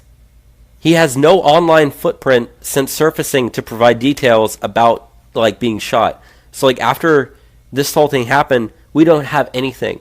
And what's also interesting is they said that, we don't have an article here about this, but they said that every security guard in the state of Nevada is listed in an online database of registered security guards. Okay, if you're a person who's working at a major Vegas hotel or casino, you're going to be on that list. They looked this guy's name up, they didn't find him there. Which begs the question about whether or not he's a legitimate security guard. Yeah. And then he's supposedly shot in the leg 6 minutes prior to the worst mass shooting in US history going off, responding to the sound of drilling. And then literally seconds before you're supposed to go on TV and do your tell-all story on Hannity, which is the most watched show in primetime news, you disappeared and you haven't been heard from since. That's really, really questionable, even to people who do believe the full story of what's going on here. And I'm not trying to say anything conspiracy theorist, but I'm just saying, this story does not add up, and it's getting stranger and stranger. And we talked about this last week on the show, and I'm going to say it again. The biggest problem is we just don't know what's going on. Yeah. No information's being presented to us, and the information we do have is contradictory, doesn't make sense, has open ends, and it's really, really confusing, and I wish we knew more. And it's really starting to look like there's starting to be some sort of cover-up or something nefarious going on here. Because the longer this goes without us knowing anything, the weirder this gets, the scarier it gets, and the more people are going to start making up stuff that's fake news. We don't need that. There's already been enough fake news made up about this as it is. I just wish we knew more. And we don't want to ascribe narratives to this, but the one thing that we said last week that I do want to bring up again is just the reason why this is just me speculating, they're burying this story, and it's something that people want to know, and why is it taking so long to find out details about it? There must be something about this story that messes up a narrative that the establishment media or politics wants to hide. That's the only thing that could come to mind for me. Was this guy a radical leftist? I don't know. Maybe. I don't know. And about the only narrative they've been able to even push about this is banning bump stocks. Yeah. Which that seems like that talk has even died down in the last week as well. I've read an article yesterday that because he used bump stocks and they're so inaccurate, less people probably died because he was using bump stocks. I made that exact same argument last week on the show, talking about, if you're firing full auto, you have to compensate for recoil. Yeah. Whereas you're firing just single shot, there's not as much recoil going on there. You go pow, and then all of a sudden you're back to where you were. It's more accurate too. If you want to shoot into a large crowd of people, there's one of two things you need. Number one, single, especially from that distance and that angle. If you're up close, that's different. You can fire full auto into a crowd. When you're across the street, 32 floors up, you want to be as accurate as you possibly can. The last thing you want is, if you think about the distance, okay? If you're firing full auto at someone, your first shot's going to hit where you're aiming it at. But the second shot, it's going to hit before the thing's actually fully gone back down. So if you do that a couple of times, your third shot's going to be hundreds of feet away, and it's going to completely miss. So yeah, you want to be accurate. That's what we said. Even the U.S. military doesn't fire in full auto. If anything, they use burst fire. They don't use full auto anymore. The only thing full auto is miniguns, and those aren't even legal. Yeah. So it's yeah, okay, I completely agree with that. The whole bump stock thing, that narrative is even kind of dying too. And I don't want this story to become a story that you had the worst mass shooting in U.S. history. Yet it gets memory and hold. within 2 weeks, everyone's forgot about it, and you're on to something else. and no questions get answered. And everyone just forgets about it until the mass shooting when they can talk about that one. Yeah. But I don't have any more to say on this. We still don't know much. We still don't know anything. So I guess let's just go ahead and move on to the next story. Yeah, and the next thing that we have is this Clinton thing. So Hillary Clinton, we all know, wrote a book recently called What Happened. She's been touring the country. It's been a big-time seller. It's about blaming things other than herself of why she lost and whatnot. But reportedly, from Edward Klein, a guy who's written several books about the Clintons, this was reported to the New York Times. Apparently, Bill Clinton didn't like this book. Let me read off the quotes from that article for a second. Quote, before Hillary sent the manuscript to her publisher, she gave it to Bill to read, and he made major changes with a red pencil, said a close Clinton family friend. But she refused to even read his corrections, and he got so furious that he tossed the entire manuscript into the garbage. He told her the book made her look bewildered, angry, and confused, and that those were poor qualities in a person who aspires to be a world leader. The friend continues, quote, he hated the title because calling it What Happened would only make people say, you lost. He urged her to postpone the publish date and rewrite the book, but she yelled at him and said, the book is finished, and that's how it's going to be published. Well, for once, I have to agree with Bill Clinton. The dude has better insight on how to do stuff than Hillary. I mean, he is a 2-term president. He also, apparently, a month before the election, told Hillary, you are losing this thing, urging her to campaign in Wisconsin, Michigan, and Pennsylvania. Which means she didn't campaign in Wisconsin she never did. At all. She didn't. Yeah, and she ended up losing all 3 of those states. Bill Clinton knew, and he told her, you need to campaign in these states or you're going to lose them, and you're going to lose the election. And she wouldn't listen to him. Yeah. And, that kind of goes to another thing that I've heard recently, and I don't know if this is true or not. This might be fake news. It might be real. It certainly sounds believable. Apparently, Bill Clinton and Hillary Clinton haven't talked to each other in months now. Yeah. They haven't been seen together. They haven't talked to each other. And so, I mean, we haven't seen him with her on any of the book signing things. Nope, not at all. And think about it this way. What reason does she even have anymore to be married to him? He was never faithful in their marriage. She only stayed married to him for political gain. Her time is done. Yeah. She's never going to win anything anymore. He's going to do whatever he does. He doesn't care what he does. He's a former president who's a playboy. He's going to keep slutting it around or whatever the hell he's doing all day long. She has no reason to be with him. She has no reason to keep him alive even. She doesn't care what he does. And he doesn't care what she does. Because their marriage, in all senses, is done. There's no point. So I believe the story that they haven't talked in months. And even if you look at the way that they're treating each other, if that quote that you read was true, she didn't listen to him during the election. She's not listening to him after the election. He tried his hardest to help her win, and it didn't work. And that's that. Yeah.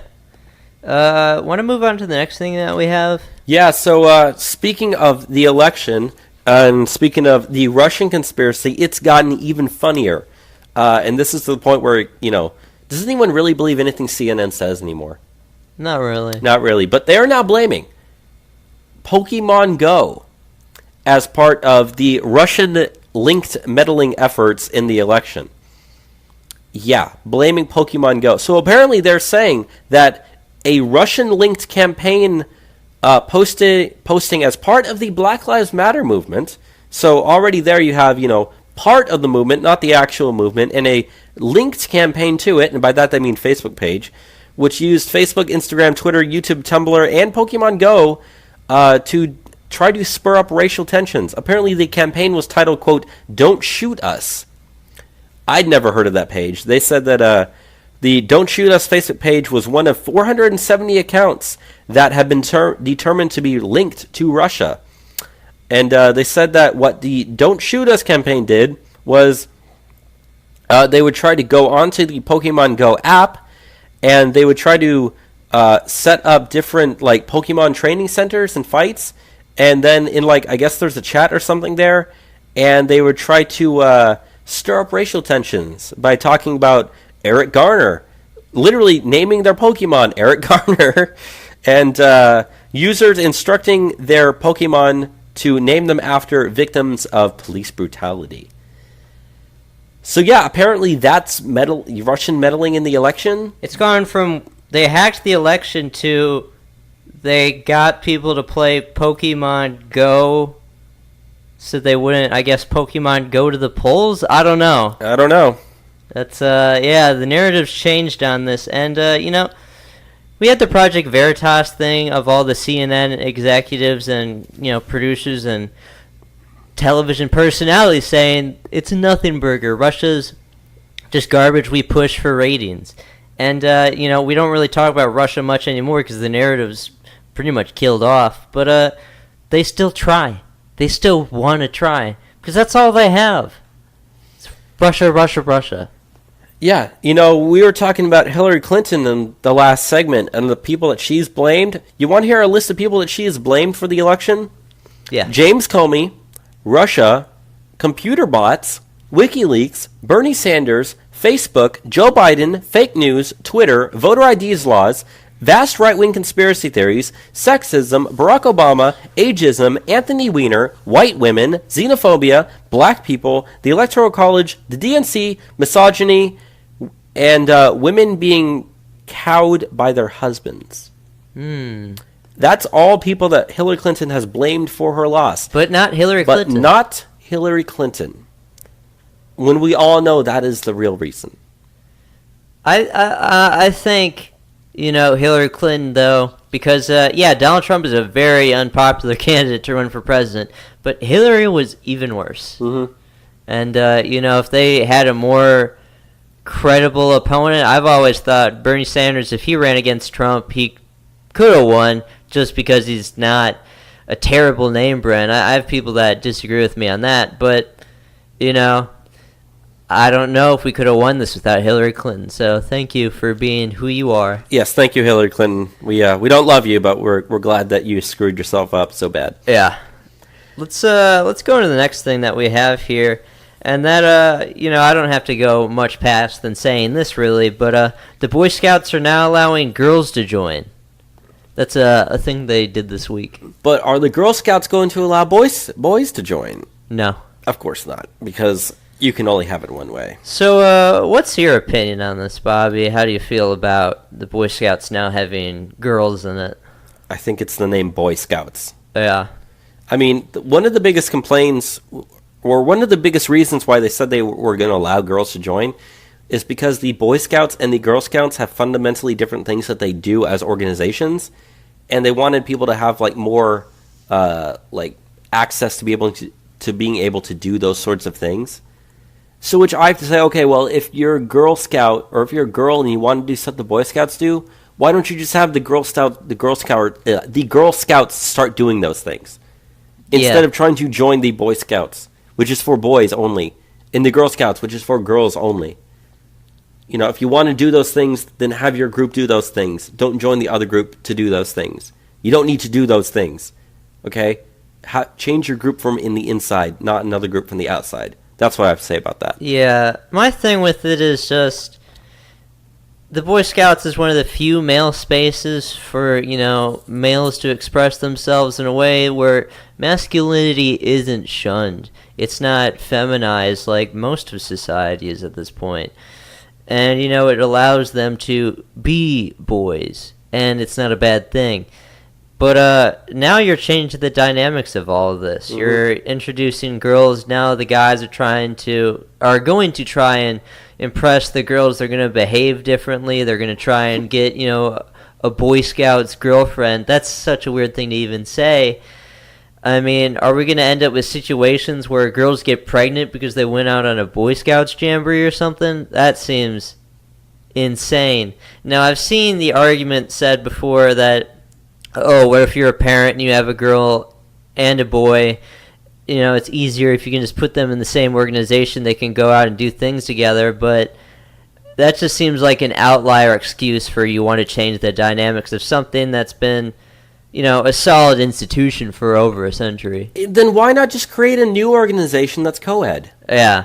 And just call it call it something else. Call it the co-ed scouts, with new organization, new leadership structure, new things that they do, and have it open to both instead of trying to change the individual ones. And are they going to change the standards of the Boy Scouts to, appease women? Yeah, they have to. Like they do with the military? Like, it's stupid.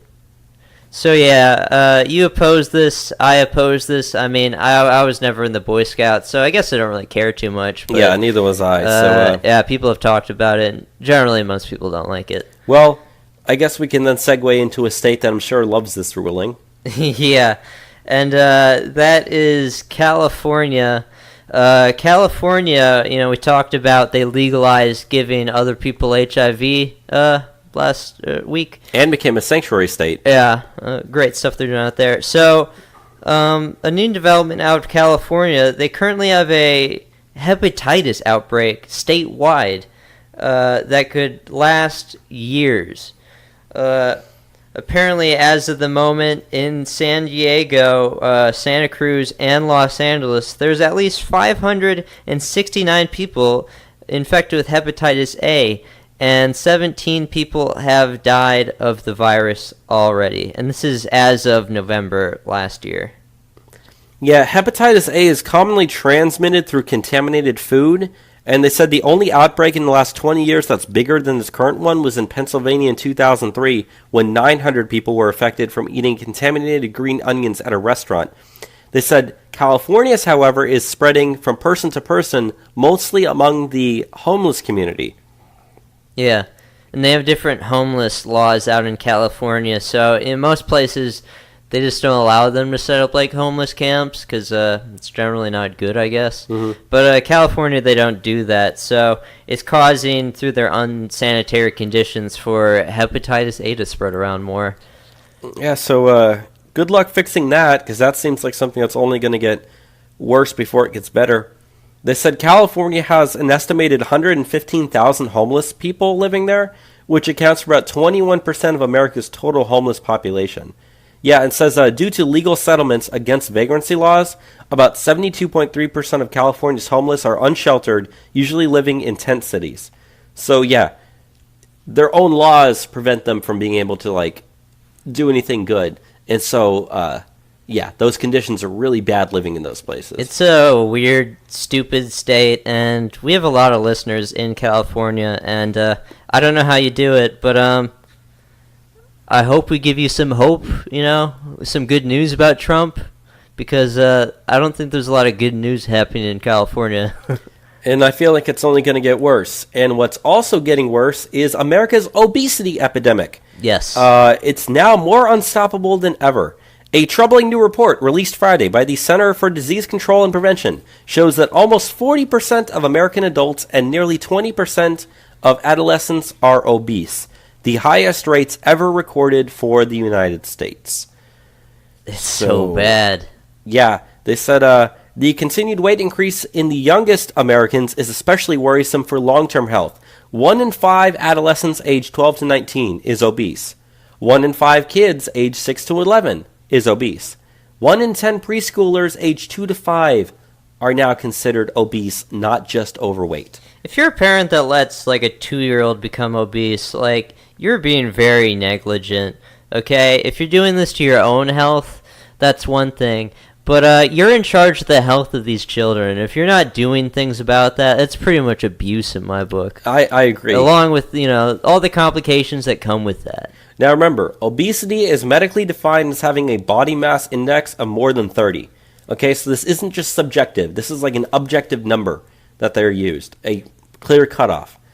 Yeah, they said that the CDC, the World Health Organization reported that childhood obesity is actually soaring around the world, increasing more than tenfold over the past 4 decades. And overweight and obese children have a higher risk to say obese, and childhood obesity is linked to a higher chance of early death in adulthood. Now here's the thing I wanted to get to here.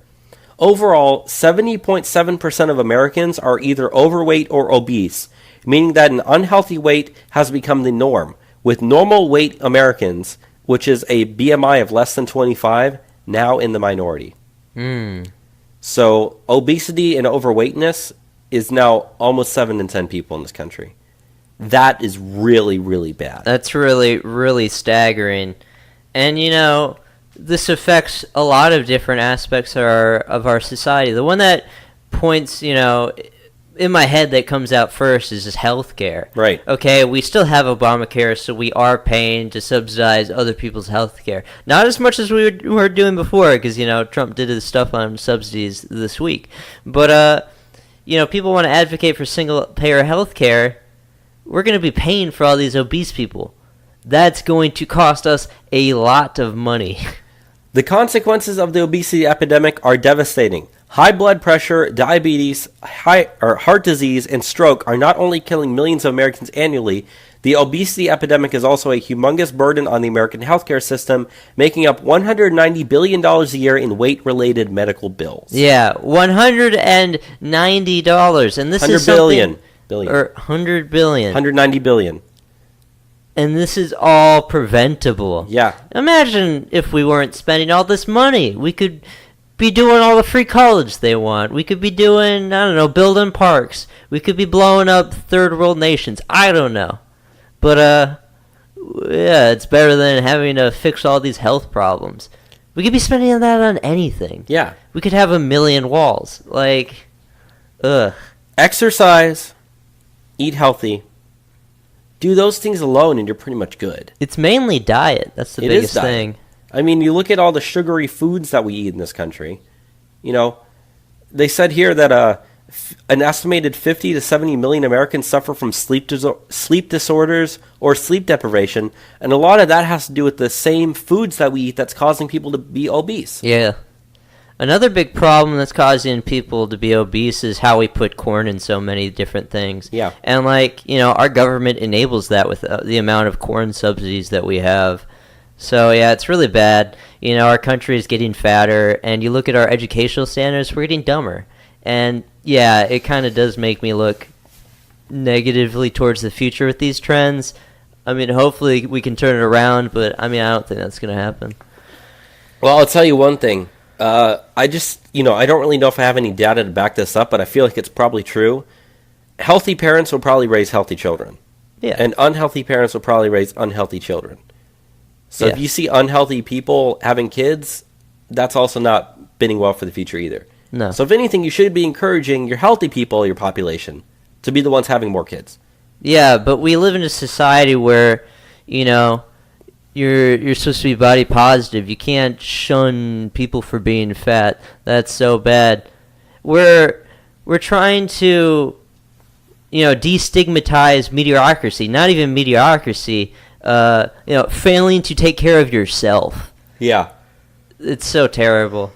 But want to go into the last thing that we have before we go into current year college craziness now? Yeah, let's go ahead and do it. So this is a story I have, and a little evidence which has been something we've been waiting for a long time. So the FBI recently got a FOIA request from Judicial Watch to reveal some new documents related to the Loretta Lynch Bill Clinton tarmac meeting that they had the day before Hillary Clinton was exonerated in the James Comey thing back in June 2016. Now, we don't know what's in these documents as of now. Mm-hmm. But, before this, Judicial Watch did another FOIA request, and the FBI said such documents don't even exist. So, the FBI runs cover for these people. We still have a lot of people that are holdovers from Barack Obama. But, we're starting to see evidence now that, there was some bad things going on, and we don't know what it is, but maybe we'll find out later. I doubt we're going to find out anything. Me too. But you never know. We gotta have hope. But, yeah, people that are this corrupt, they usually have a lot of cover. So, it's kind of shitty in that way. Yep. So I guess we can move on then now? Yeah, let's move on to some current year college craziness. The racist, sexist, homophobic, xenophobic. You're fucking a white male!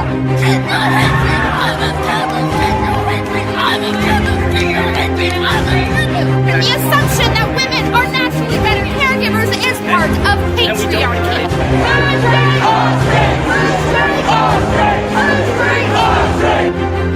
Die, cis, scum. will not divide us. He will not divide us. He will not divide us. He will not divide us. It's time for some current year college craziness. Current year college craziness, the segment of the show that keeps on giving every single week. The segment of the show where we go over all the craziness that happens on college campuses here in the United States and abroad, but mainly here because we have one of the most craziest academic, systems in the world.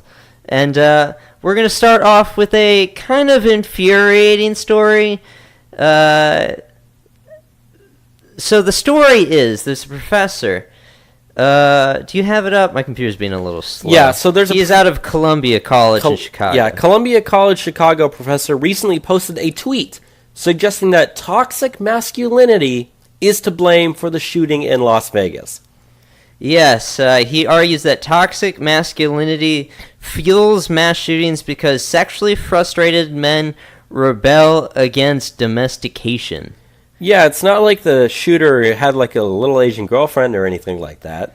I don't think sexual frustration was any part of his concern at all. Didn't seem like a sexually frustrated guy. The guy was a millionaire. You're a millionaire with an Asian girlfriend, okay? You're not sexually frustrated at all. Yeah.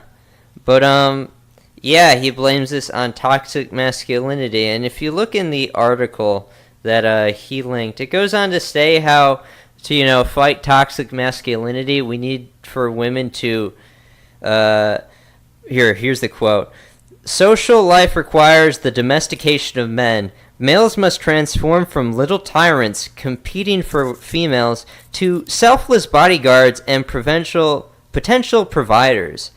It also goes on to assert that emotional juveniles, aggressively impulsive, self-serving, and potentially violent, are potentially violent, and may even take up disdainful hostility towards domestication itself. He goes on to assert that Islam and Christianity share part of the blame because both religions advocate for sexual abstinence before marriage.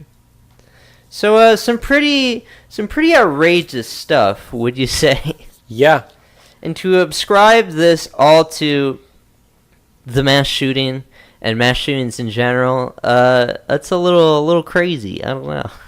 Yeah, because I seriously doubt that Islam and Christianity were the things that influenced Stephen Paddock to shoot up a crowd of people. And I doubt that sexual frustration did it either. And, so I don't think toxic masculinity, let alone as a thing, or had anything to do with this mass shooting. So, yeah. Yeah, let's move on to the next one. And this is a story that really pissed me off, very much so. There is an individual named George Cilarello Marr.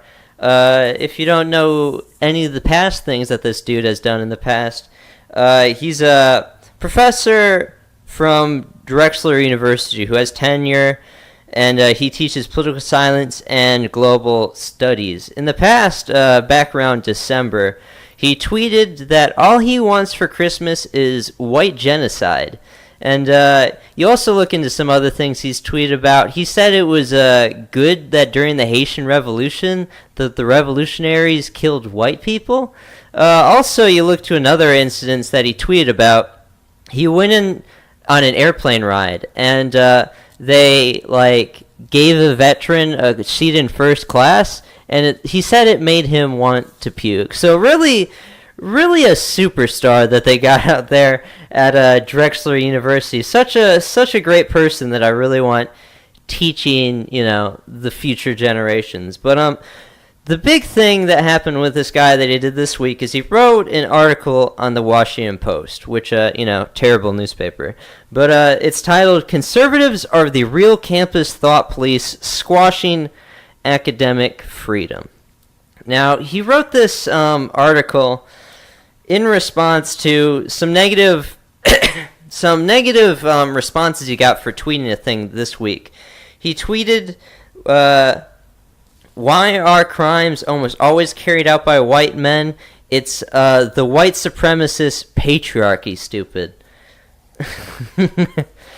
Jesus Christ. So, yeah, some people didn't really see eye to eye to him.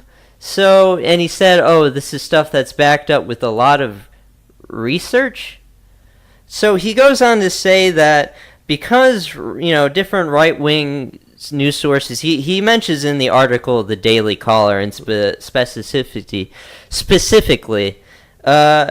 because there's like backlash for this and all the past statements that I, talked about earlier, that conservatives are the real thought polices on campus, suppressing his academic freedom. Oh, really? And making him feel afraid, and also his students feel afraid because, we're suppressing his ability to just express things. Right, because it's not like the left is the one that's out there censoring students and trying to destroy free speech on campus. Yeah, it's crazy projection. Like, the guy is given a platform on the Washington Post to complain about this.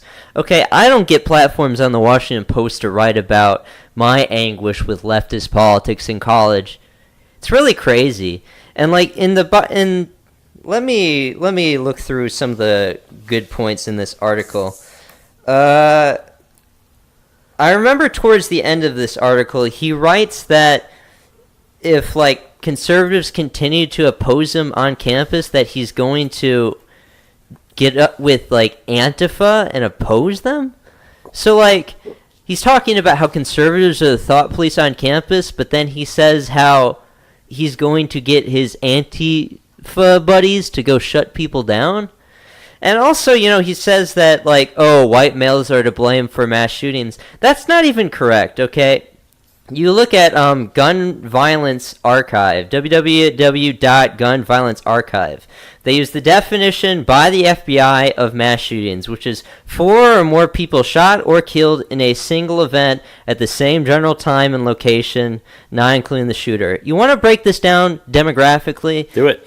Who comes out first? It's not whites. It's blacks. 128 mass shootings in 2006. That's 71.5% of all mass shootings. Who's next? It's not whites. It's Latinos. 19 mass shootings in 2016. That's 10.6% of the population. Finally, we get down to whites. They had 8 mass shootings in 2016. That is only 4.5% of all mass shootings in 2016. Whites make up like 65% of the country, and they're only committing 5% of the mass shootings.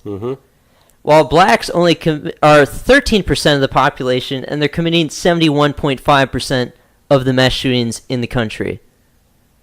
So, I don't think George Cilarello Marr wants to acknowledge these things because it hurts his narrative of the world, but yeah, it's not the white supremacist patriarchy, stupid, doing this shit. And this is what makes me so mad, because they want to blame white males for all the problems in the world when it's not even the truth. And we're not even allowed to defend ourselves. Otherwise, we're, using our white privilege, or we're just showing our white fragility. It's insane. Do you have any other thoughts on this, Bobby? I think we should get rid of tenure for professors. Yeah. That's something that needs to get rid of all across the board. And if you're a professor that's listening to this, I hope you never get tenure. I hope no professors get tenure. I hope the professors who have tenure get rid of it. Because that's something that is completely destroying our colleges, this tenure system. Yeah, if you wanted to fix a lot of these problems in the country with universities, we need to get rid of tenure. Like, he goes on to list some other people that have been criticized for things that they have said, and, oh, this is how conservatives, like, suppress their academic freedom. The one, he says, Tommy Curry from Texas A&M was targeted for years-old podcasts he's done in the past. This is, I remember reporting on this in the past on Current Year College Craziness. This is a guy who said that to fight racism, we might need to kill white people. Okay? Well, I mean, he said all he wants for Christmas is white genocide, so he then goes on to, support someone who advocated for killing white people. But he claims this is, he was just telling a joke, even though it's a joke only insular to your people. No one else in the country thinks that calling for genocide of a race is a joke. Yeah. Okay, I can't come on my podcast and say, all I want for Christmas is black genocide. And not that I would even say that, but that's an insane thing. And I hope I get in trouble for saying things like that. Yeah. As you should. As should anyone. Yet these people get a pass. And he's not going to receive any punishment for these things. Yet he says his academic freedom is squashed. He's the one who's squashing other people's academic freedom. Imagine if you were a conservative in his class and tried to speak out, how far do you think you're going to get? You're going to get kicked out of his class, or you're going to be graded down. This has happened many times. This has happened to me in my own life. It's stupid and ridiculous, and the entire article is projection, and it shows how out of touch they are with just regular people. But I don't have anything else on this. You want to move on? Let's move on. So the next story that we have is coming out of Michigan State University. So this is going to be pretty fun, where a student who was walking down a hallway or anything saw a leather shoelace hanging on her door last week, and then reported that someone had left a noose. Yeah, she mistook a shoelace hanging on her door as a noose. And you know what the funnier thing was? What? Apparently, she said that a student opened the door and found a shoelace on her door and thought it had been intentionally fashioned into a noose. So she reported it because in her mind it was a racist threat. The police came, and after a few minutes of investigation, the officers found the other shoelace. Yeah. Some very serious and important detective work determined that another student living on the same floor had just lost a pack of shoelaces, and they got separated from each other due to just being on the floor and whatnot. And another student most likely walked by and picked up the shoelaces on the ground and then hung it on the doorknob. But no, because it was a shoelace hanging there, not even in the shape of a noose. Not even in the shape of a noose, just a shoelace hanging there. That's racism, Enzo. Yeah, and the school had a statement on this. They did. They said, the president, Lou Anna K. Simmons, said in a statement, quote, "I want to be clear. This type of behavior is not tolerated on our campus. No Spartan," that's the mascot for the university there, "should ever feel targeted based on their race or other ways in which they identify. A noose is a symbol of intimidation and threat that has a horrendous history in America." But later in the day, the school issued an updated statement explaining what really happened. They said, "As we did in this case, the university takes any reported racial incident very seriously," said a spokesperson. "MSU continues to provide support for the students involved." So they launched a full investigation into a freaking shoelace that was hung in a doorknob by a person who walked by and said, "Oh, this probably shouldn't be on the floor. I don't have anywhere to put it. I'm just going to put it right here." And it goes to show that these people are looking to be oppressed, and they see oppression everywhere. Something that is not threatening in the least is pretty much the next KKK hate crime happening. Mm-hmm. And the funny thing is, this is not the first time we've seen stuff like this. This is not the first time we report on things No, like we've this. talked about several stories very similar to this. The banana story. The Hobby Lobby cotton story. There was also a garbage bag that looked like a noose. Right, I remember that one. Yeah.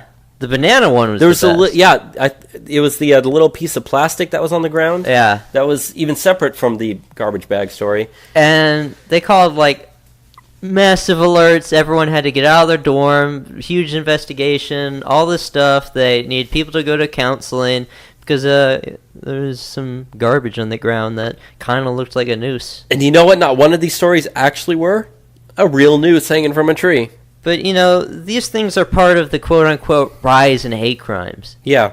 Okay, we've talked to length of many false, fake hate crimes that have happened over and over since Donald Trump was elected, because they want to blame the stuff on Donald Trump. Mm-hmm. But they usually don't come out to be real, and things have like any of them come out to be real? Next to none. None that I know of. But these things, are part of the hoax of hate crimes, these stupid, insignificant things. People are so sensitized to things like this. A shoelace thinks that they're being racially targeted. It's a little insane. It is insane, but let's just move on to the next story. Okay, the next story was at Rutgers University. They were giving a little panel. It was called Identity Politics, the new racialism on campus.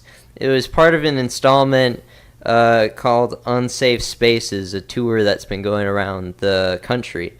And they do have a little video on it if you do want to watch this. You're going to look it up on Campus Reform.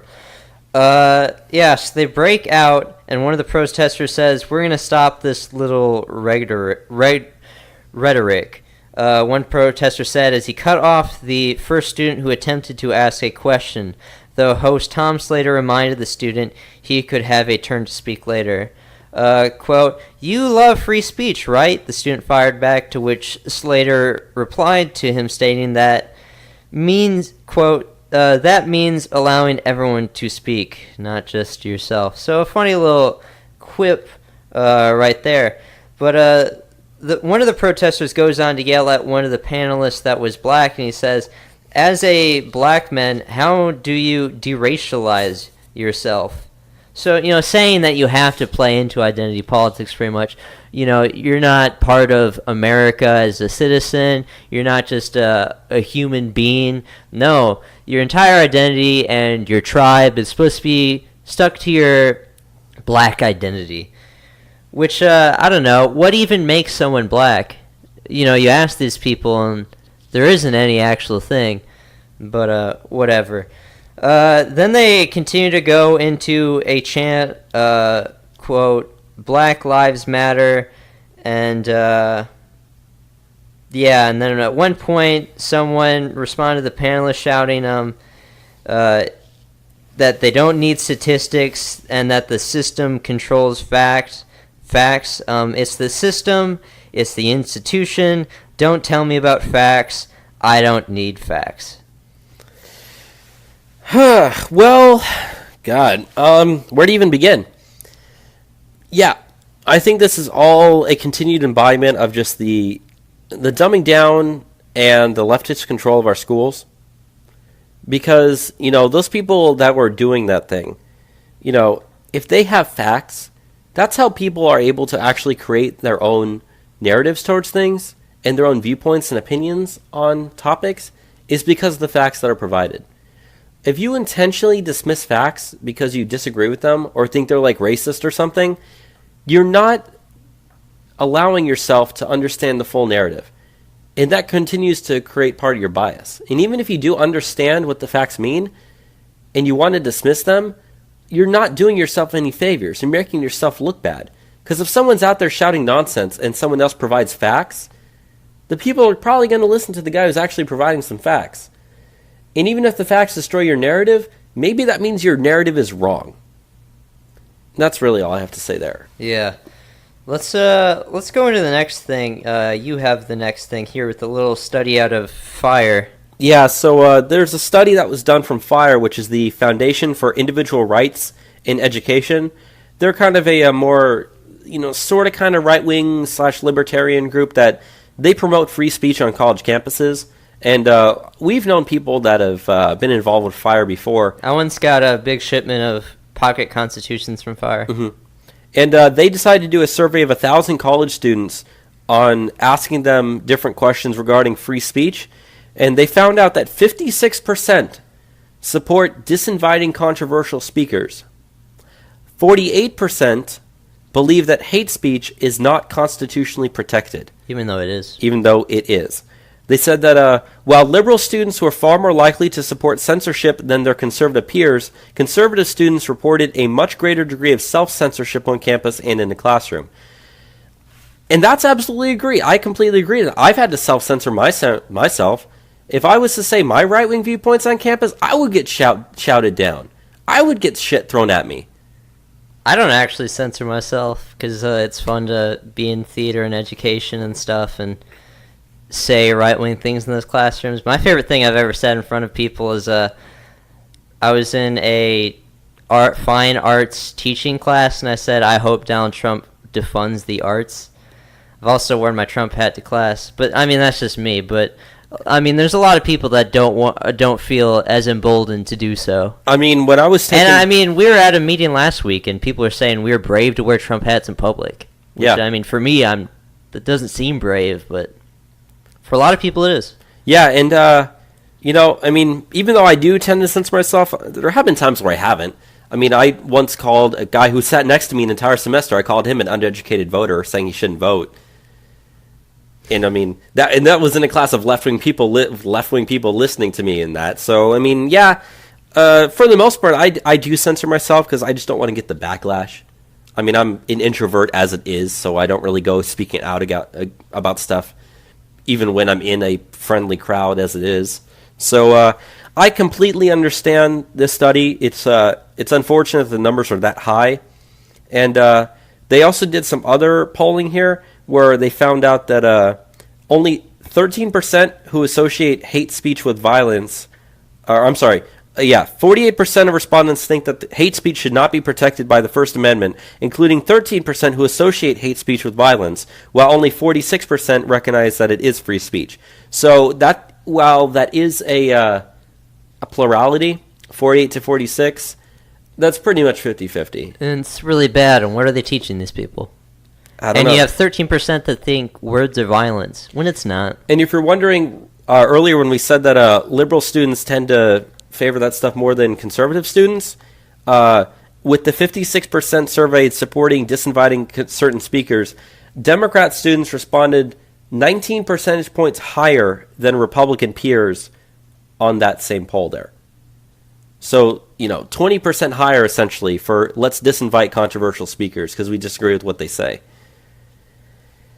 Yeah, and they said that students who identified as, quote, very liberal were 14% more likely to express feeling comfortable sharing their opinions in class than were conservative students. Although, 54% of all students admit to self-censoring class at some point through their college careers. 29% say they have even self-centered on campus outside of the classroom. So along partisan lines, Republican students at 60% were far more likely to believe that they should not have to encounter protests on campus compared to just 28% of Democrats. Every single day when I get to campus, where the bus stop is, I kind of walk by like our quad area where there is like protests and stuff a lot, and I can walk by, and when I walk by it, I can look between the buildings to see the quad area. And every day I'm checking to see if there's any major protests, especially if you hear a lot of noise going on. It's fun when there is. Yeah. I avoid it. No matter what the protest is. If there's people gathered, I'm like, okay, I'm just not going. Oh, Even I if always it's people watch. that I disagree with or people that I do agree with, I'm like, I'm just not doing this. I don't want to go anywhere near it. For the most part, just because it's out of my way and it blocks my path, and I don't want to have to walk through crowds, I just don't want to deal with people. Even if they're on my side, I don't want to deal with them. Because no matter what, there's going to be a bunch of liberal students there just shouting nonsense at you. The last thing I want to do is get my blood pressure up, especially if I'm about to go to a test or something. Yeah, I've seen it happen so many times over the course of my college career, and my thing is, I wish the guys on our side were better at arguing and had better rhetoric. When I've gone to these protests, the best one was the day after Donald Trump won. There was huge protests on campus in the quad. We were both there. Mm-hmm. I was there a bit longer than you. I was there for 3 hours. I skipped my class because it was fun. I didn't skip my class. I went to class, hence why I left early. But we wore our Trump hats out there, and I just stood there. I didn't really... People would come up to me, it's so Donald Trump and whatever, and I could go all day defending the guy. I mean, I do a podcast where I do pretty much every single week, and it wasn't hard at all. People are extremely misinformed about Donald Trump. But I had at one point a chick come up behind me, grab my hat and throw it in the crowd and stuff, and everyone, even the lefties, were just man, that was really mean. You're not even being hostile at all. And they gave it back to me. But there's so many of our guys that go out there and they're just so bad at it, and they get so hostile, and they get not to the point they're yelling like the lefties, but they just make us look bad, and I don't like it. But they always just... The one thing is they always just break out in random Black Lives Matter chants when it doesn't even make sense. It's kind of funny. Yeah, what was hilarious for me, the day after the election, some guy tried to argue with me, and he's like, getting all up in my face, like trying to be intimidating. And it was hilarious because like his friends stand there like filming it, and he was like, "What do you like about Donald Trump?" So I just started talking about his like economic policies regarding like getting rid of like the TPP and all that sort of stuff. And of course, none of them ever heard of any of that shit. Yeah. They have no way to even counter your argument. They're thinking you're going to say something like racial. Yeah. Or something like that, but then you go like an economic point, and they can't argue with you at that. No, they can't. Because you are absolutely right what you said. So many of them are misinformed about Donald Trump. Yeah. You can pull 100, you could pull 1,000 people on campus, ask them about something Trump has done. Maybe 20 of them have actually heard about it, and of those, maybe like 5 actually understand what it means. Especially the more obscure executive orders that we go on the show over. Yeah. Let's move on though. Yeah. The next thing I want to get into was at the University of Central Florida. They have an Antifa group called the Knights of Socialism. You might remember them from they held a leftist fight club that said, quote, "This event is open to everyone and anyone except Republicans." They have these funny like training videos that are like hilarious because they're like low T dudes that are like doing push-ups and stuff. It was great. If they came at me, they'd make my day. Yeah, but, I was gonna say I don't even like train for fighting, and at least I know how to throw a punch. Yeah.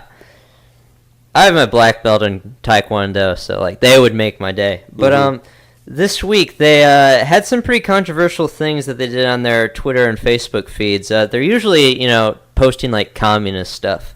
But this week they posted a thing that called for death to the police, and also another individual in their group called for, one of the organizers called to hashtag kill capitalists. And I wanted to bring this up to light. Also another thing was they advocated for the use of guillotines to execute, dissenters to their ways. But I wanted to bring this to light because this week Mike and Vox, they ran some videos that said like, oh, people on the right are delusional about saying that they're fighting communism and militant communists. There's communists at this school that are just openly calling for these things. It's not a hoax at all to call these people communists. And it's not irrational at all.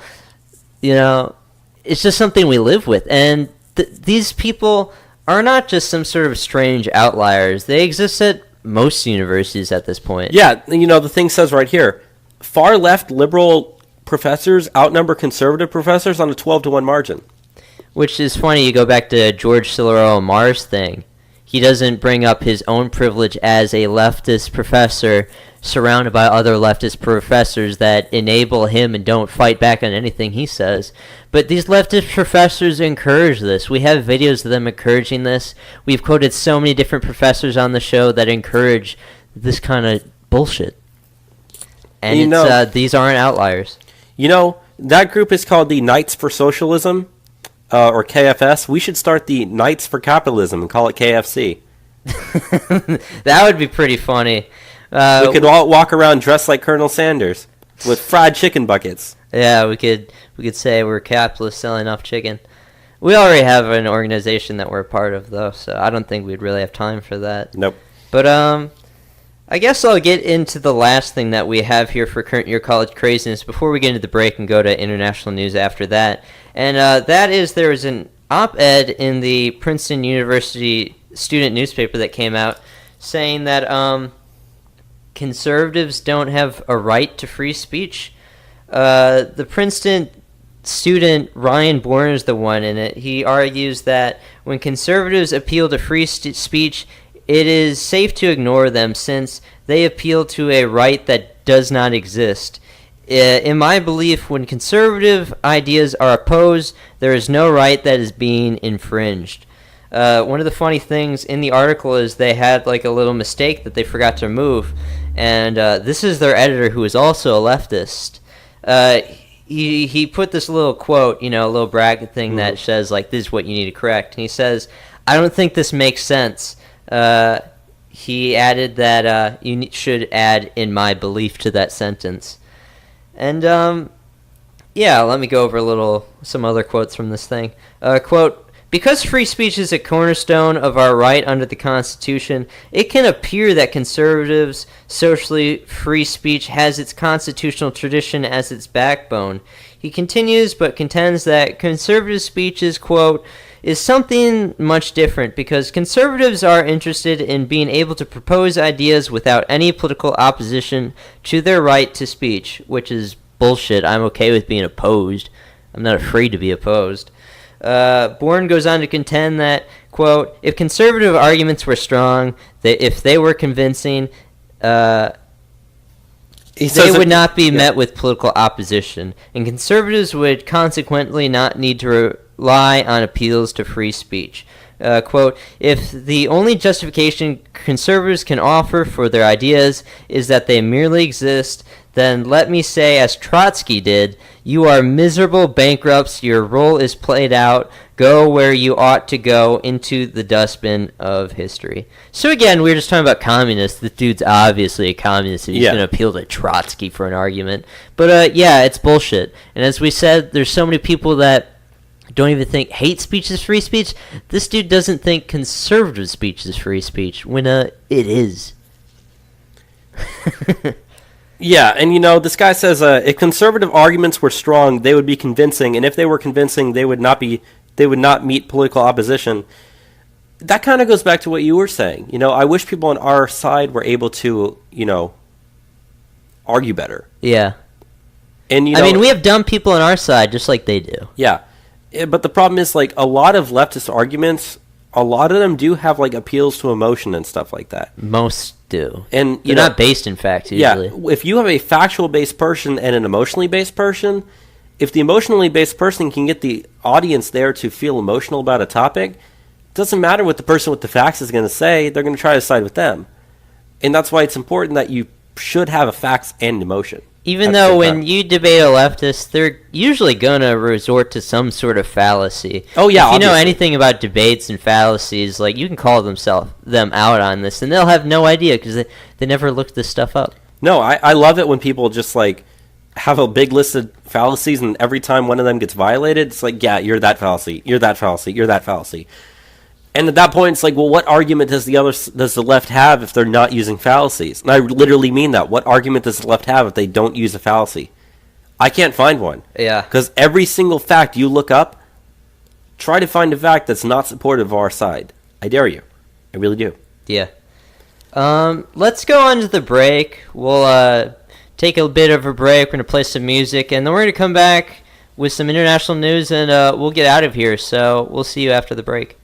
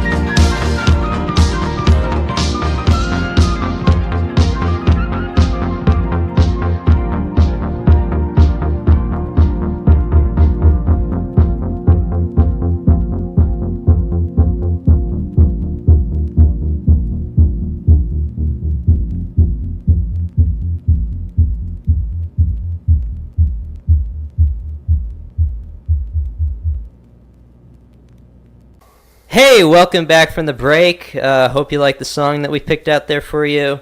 We're going to get into some international news, and then we're going to get out of here. We're going to try to keep this episode under 3 hours. So let's get into the first thing that I wanted to get into, some really crazy news out of the United Kingdom. The British police force held some recruiting workshops in different various cities out there. And they did what they call positive action by banning white men from going to these recruiting workshops. So it's very similar to affirmative action in the United States. Yeah. They have laws in the United Kingdom that doesn't allow people to discriminate, but they have different various laws that kind of allow them to get past this. But they did this in London, Manchester, and Birmingham, which are some of the biggest cities in the United Kingdom. And they turned away one individual named Jack Montgomery. Harley Tampin is his name. And he was told by the organization that they don't want him, that they are wanting to employ more women and people from ethnic minorities groups. Yeah, I guess that's his white privilege being denied. It says, I'm a white heterosexual male and also a member of the armed forces. How can a public service blatantly support this kind of discrimination and inequality in 2017? I'm going to withdraw my application due to having been treated in such a manner. It's like, that doesn't help you at all. It's crazy. And of course, most police officers are male. Mm-hmm. I mean, that's not a weird thing. But, most of the United Kingdom is white. Okay? That's just a fact. You're discriminating against your biggest group in the country. And you wonder why Brexit won. Yeah. And, why? Why is it important that you have more ethnic minorities and women in your police force? Does that equal better enforcement of the law? I don't know. I haven't seen anything that would suggest it does. Mm-mm. Why are you not even allowing this guy who is a veteran, who, veterans usually make for good, police officers and stuff. Why are you not allowing him to come to your recruitment workshop? You just, alienated someone to not even want to join the police force that seemed pretty eager to do so. Yeah, and even if you didn't pick him, if you just at least allow him to go to the workshop, he's going to be able to, help the people that are there that want to become, police officers and stuff, give them some, background information and tell a story at least, but you're not even having the guy there. Which, it's terrible that this discrimination does happen against whites over there, but it's terrible how blatant they are about it. And they're describing it as positive action. Well, that sounds like negative action if you're a white person who's being discriminated against. It's crazy. Yeah. Let's move on to the other thing we have in Europe, and that is the results from the Austrian election today. Yeah, and this just happened before the show. So the three biggest parties in Austria is the Freedom Party of Austria, or the FPO, is in second place, and the left-wing Social Democrats have been pushed into third place. Whereas, and who came in first was the Conservative People Party. Right. And so the Conservative People's Party, it's the Austrian People's Party, actually. Oh, the Austrian. Yeah, the Austrian People's Party was in first place with 31.4% of the vote. The Freedom Party of Austria got 27.4%, and the Social Democrats got 26.7%. Now, the Austrian People's Party leader is Sebastian Kurz, and he's only 31 years old. He's now going to become the world's youngest leader at just 31 years old, and he's going to be in charge of Austria over there. So yeah, that's pretty good. And also what's good is because both the Austrian People's Party and the Freedom Party of Austria are both kind of right-wing, so they'll be able to form a coalition with over 50% of the government. And they're both explicitly anti-migrant, because the migrant situation in Austria is pretty bad. Yeah, that's precisely right. They're anti-migrant, and they're not really anti-EU, but they're less pro-EU, I guess I could use, if that makes sense. Yeah. And it was looking really close for the Freedom Party and the Socialists. They kind of fluctuated back and forth between first and second place. Between second and third place there. But I am glad that the Freedom Party there ended up in second place. And so, that continues to show this, populist right-wing international uprising. populist right-wing movement we're seeing pretty much everywhere now. Yeah. At least in like the Western world.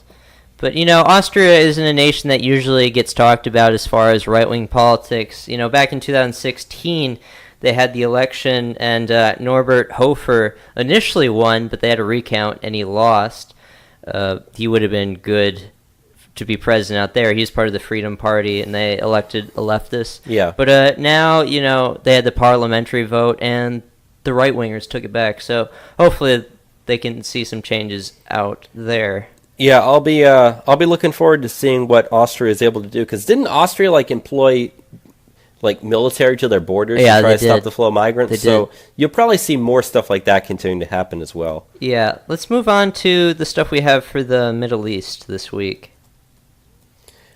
Okay, yeah. So the first thing that we have is the U.S. and Turkey have both mutually suspended their visa programs.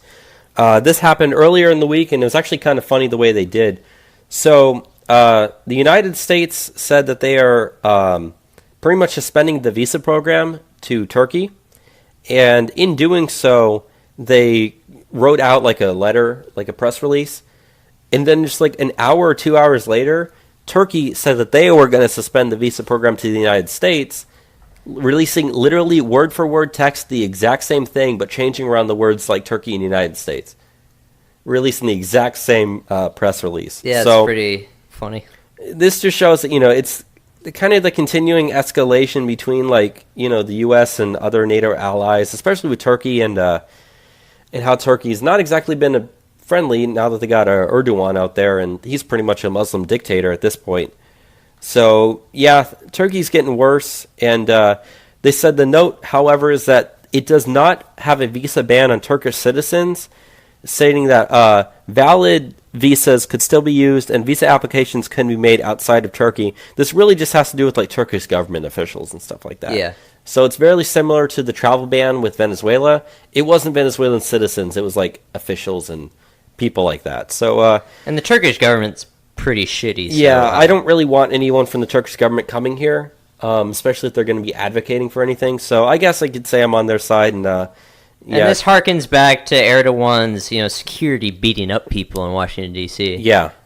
Kurdish protesters, actually. So just something worth noting that we now have that in place. So I'll move on to the next thing that we have here as far as the Middle East is concerned.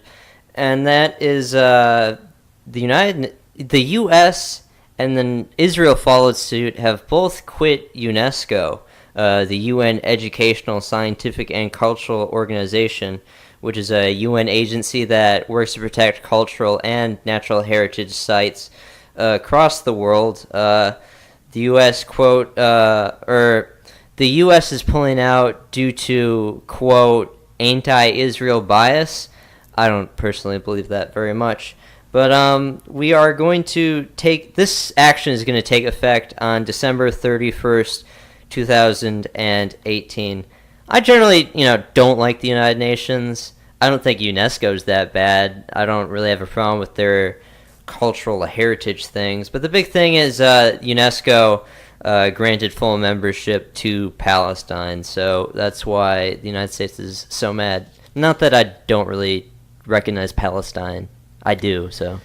And one thing I do want to mention is a lot of people are blaming Trump for this. The pullout here has been long and deliberate, and it predated Trump. I mean, it started apparently back under the Obama administration. So, yeah, this isn't Trump doing this. This is Trump just finalizing something that's been in the process for the last couple of years. So if you're one of those people out there that's blaming Trump for this, you're an idiot. Yeah. And you don't know the full story. Let's move on to Africa, where we have the two final stories for this week.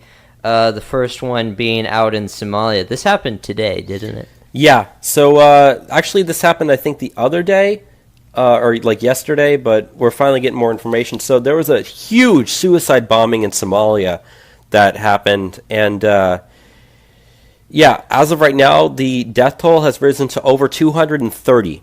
Jesus. Yeah, in a dual bombing that went off. Apparently, they said there were 2 truck blasts that went off in the Somali capital of Mogadishu there. 275 people are injured. Doctors and hospitals are just completely overwhelmed right now. They said it's the single deadliest attack ever in the nation of Somalia over there. Most of the bodies, however, have not been identified because they were just burned so badly. Man, really bad stuff out there. Yeah, so glad that they're on our travel ban. I don't want them coming here. Yeah, Somalia is a failed state, and we went pretty in-depth on the status of Somalia when we did our 2017 Global Conflicts Report, Right. which is one of my favorite midweeks that we've ever done. We did a lot of research for that. Let's go on to the very last story that we have for this week. We always like to end with something humorous. This is also sad, but I don't know, it's funny too. And that is, there are some vigilante mobs that have lynched suspected vampires in Malawi. 5 people have been killed for being, quote, blood-sucking vampires. There's some quotes from the president out there in Malawi from his office, quote, while His Excellency President Arthur Peter Mutharika was attending the 72nd UN General Assembly in New York recently, he received reports of very distressing and agonizing allegations of blood-sucking incidents in some parts of the country. The president also received reports of very disturbing instances of mob justice carried on persons suspected to be connected to the alleged blood-sucking incidences.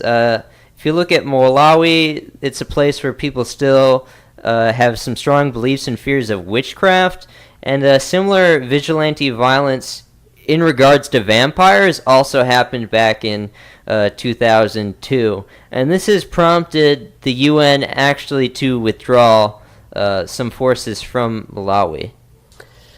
Back a few years ago, my freshman year here at college, the Malawian president back then was a woman, and she came to our campus, and I actually saw her speak. So every time I see Malawi, that's all I can think of. But guess they got a vampire problem down there. They'd be out there like killing people because of it. So it's kind of like, I forget where in Africa they believe that like people with bald heads have gold in it, so they smash their heads in. Really? There's some really archaic beliefs out in Africa where you look. But out in Malawi they think there's vampires. I guess. So if for whatever reason you're listening to this podcast and you're in Malawi or want to travel to Malawi, make sure you're not a vampire. Yeah. That is the strangest thing I've said on the show so far, I believe. So, the only listeners in Africa we've ever had are from South Africa, though. Well, South Africa tends to be more, civilized than the rest of the continent, I can tell you that. So, yeah. Anyways, yeah, that's the vampires. show for the week, though. Yeah. Under 3 hours, so that's always good. We don't know what we're doing for the midweek this week. I know next week we are likely going to have on Representative Jason Isaac.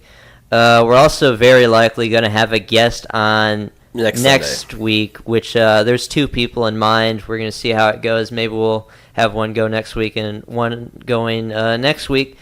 Before we go, if you like the show and enjoy the free content that we give you every single week, twice a week, we do have a PayPal. You can support paypal.me/Trump Republic Radio.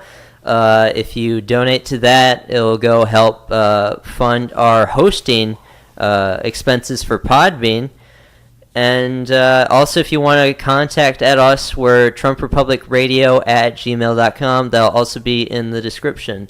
I don't know what we're going to do for the midweek this week. We'll see. Other than that, I don't have too much more to say. So yeah. And with that said, thank you for listening to another episode of Trump Public Radio, and have a good one. Goodbye, everybody. Goodbye.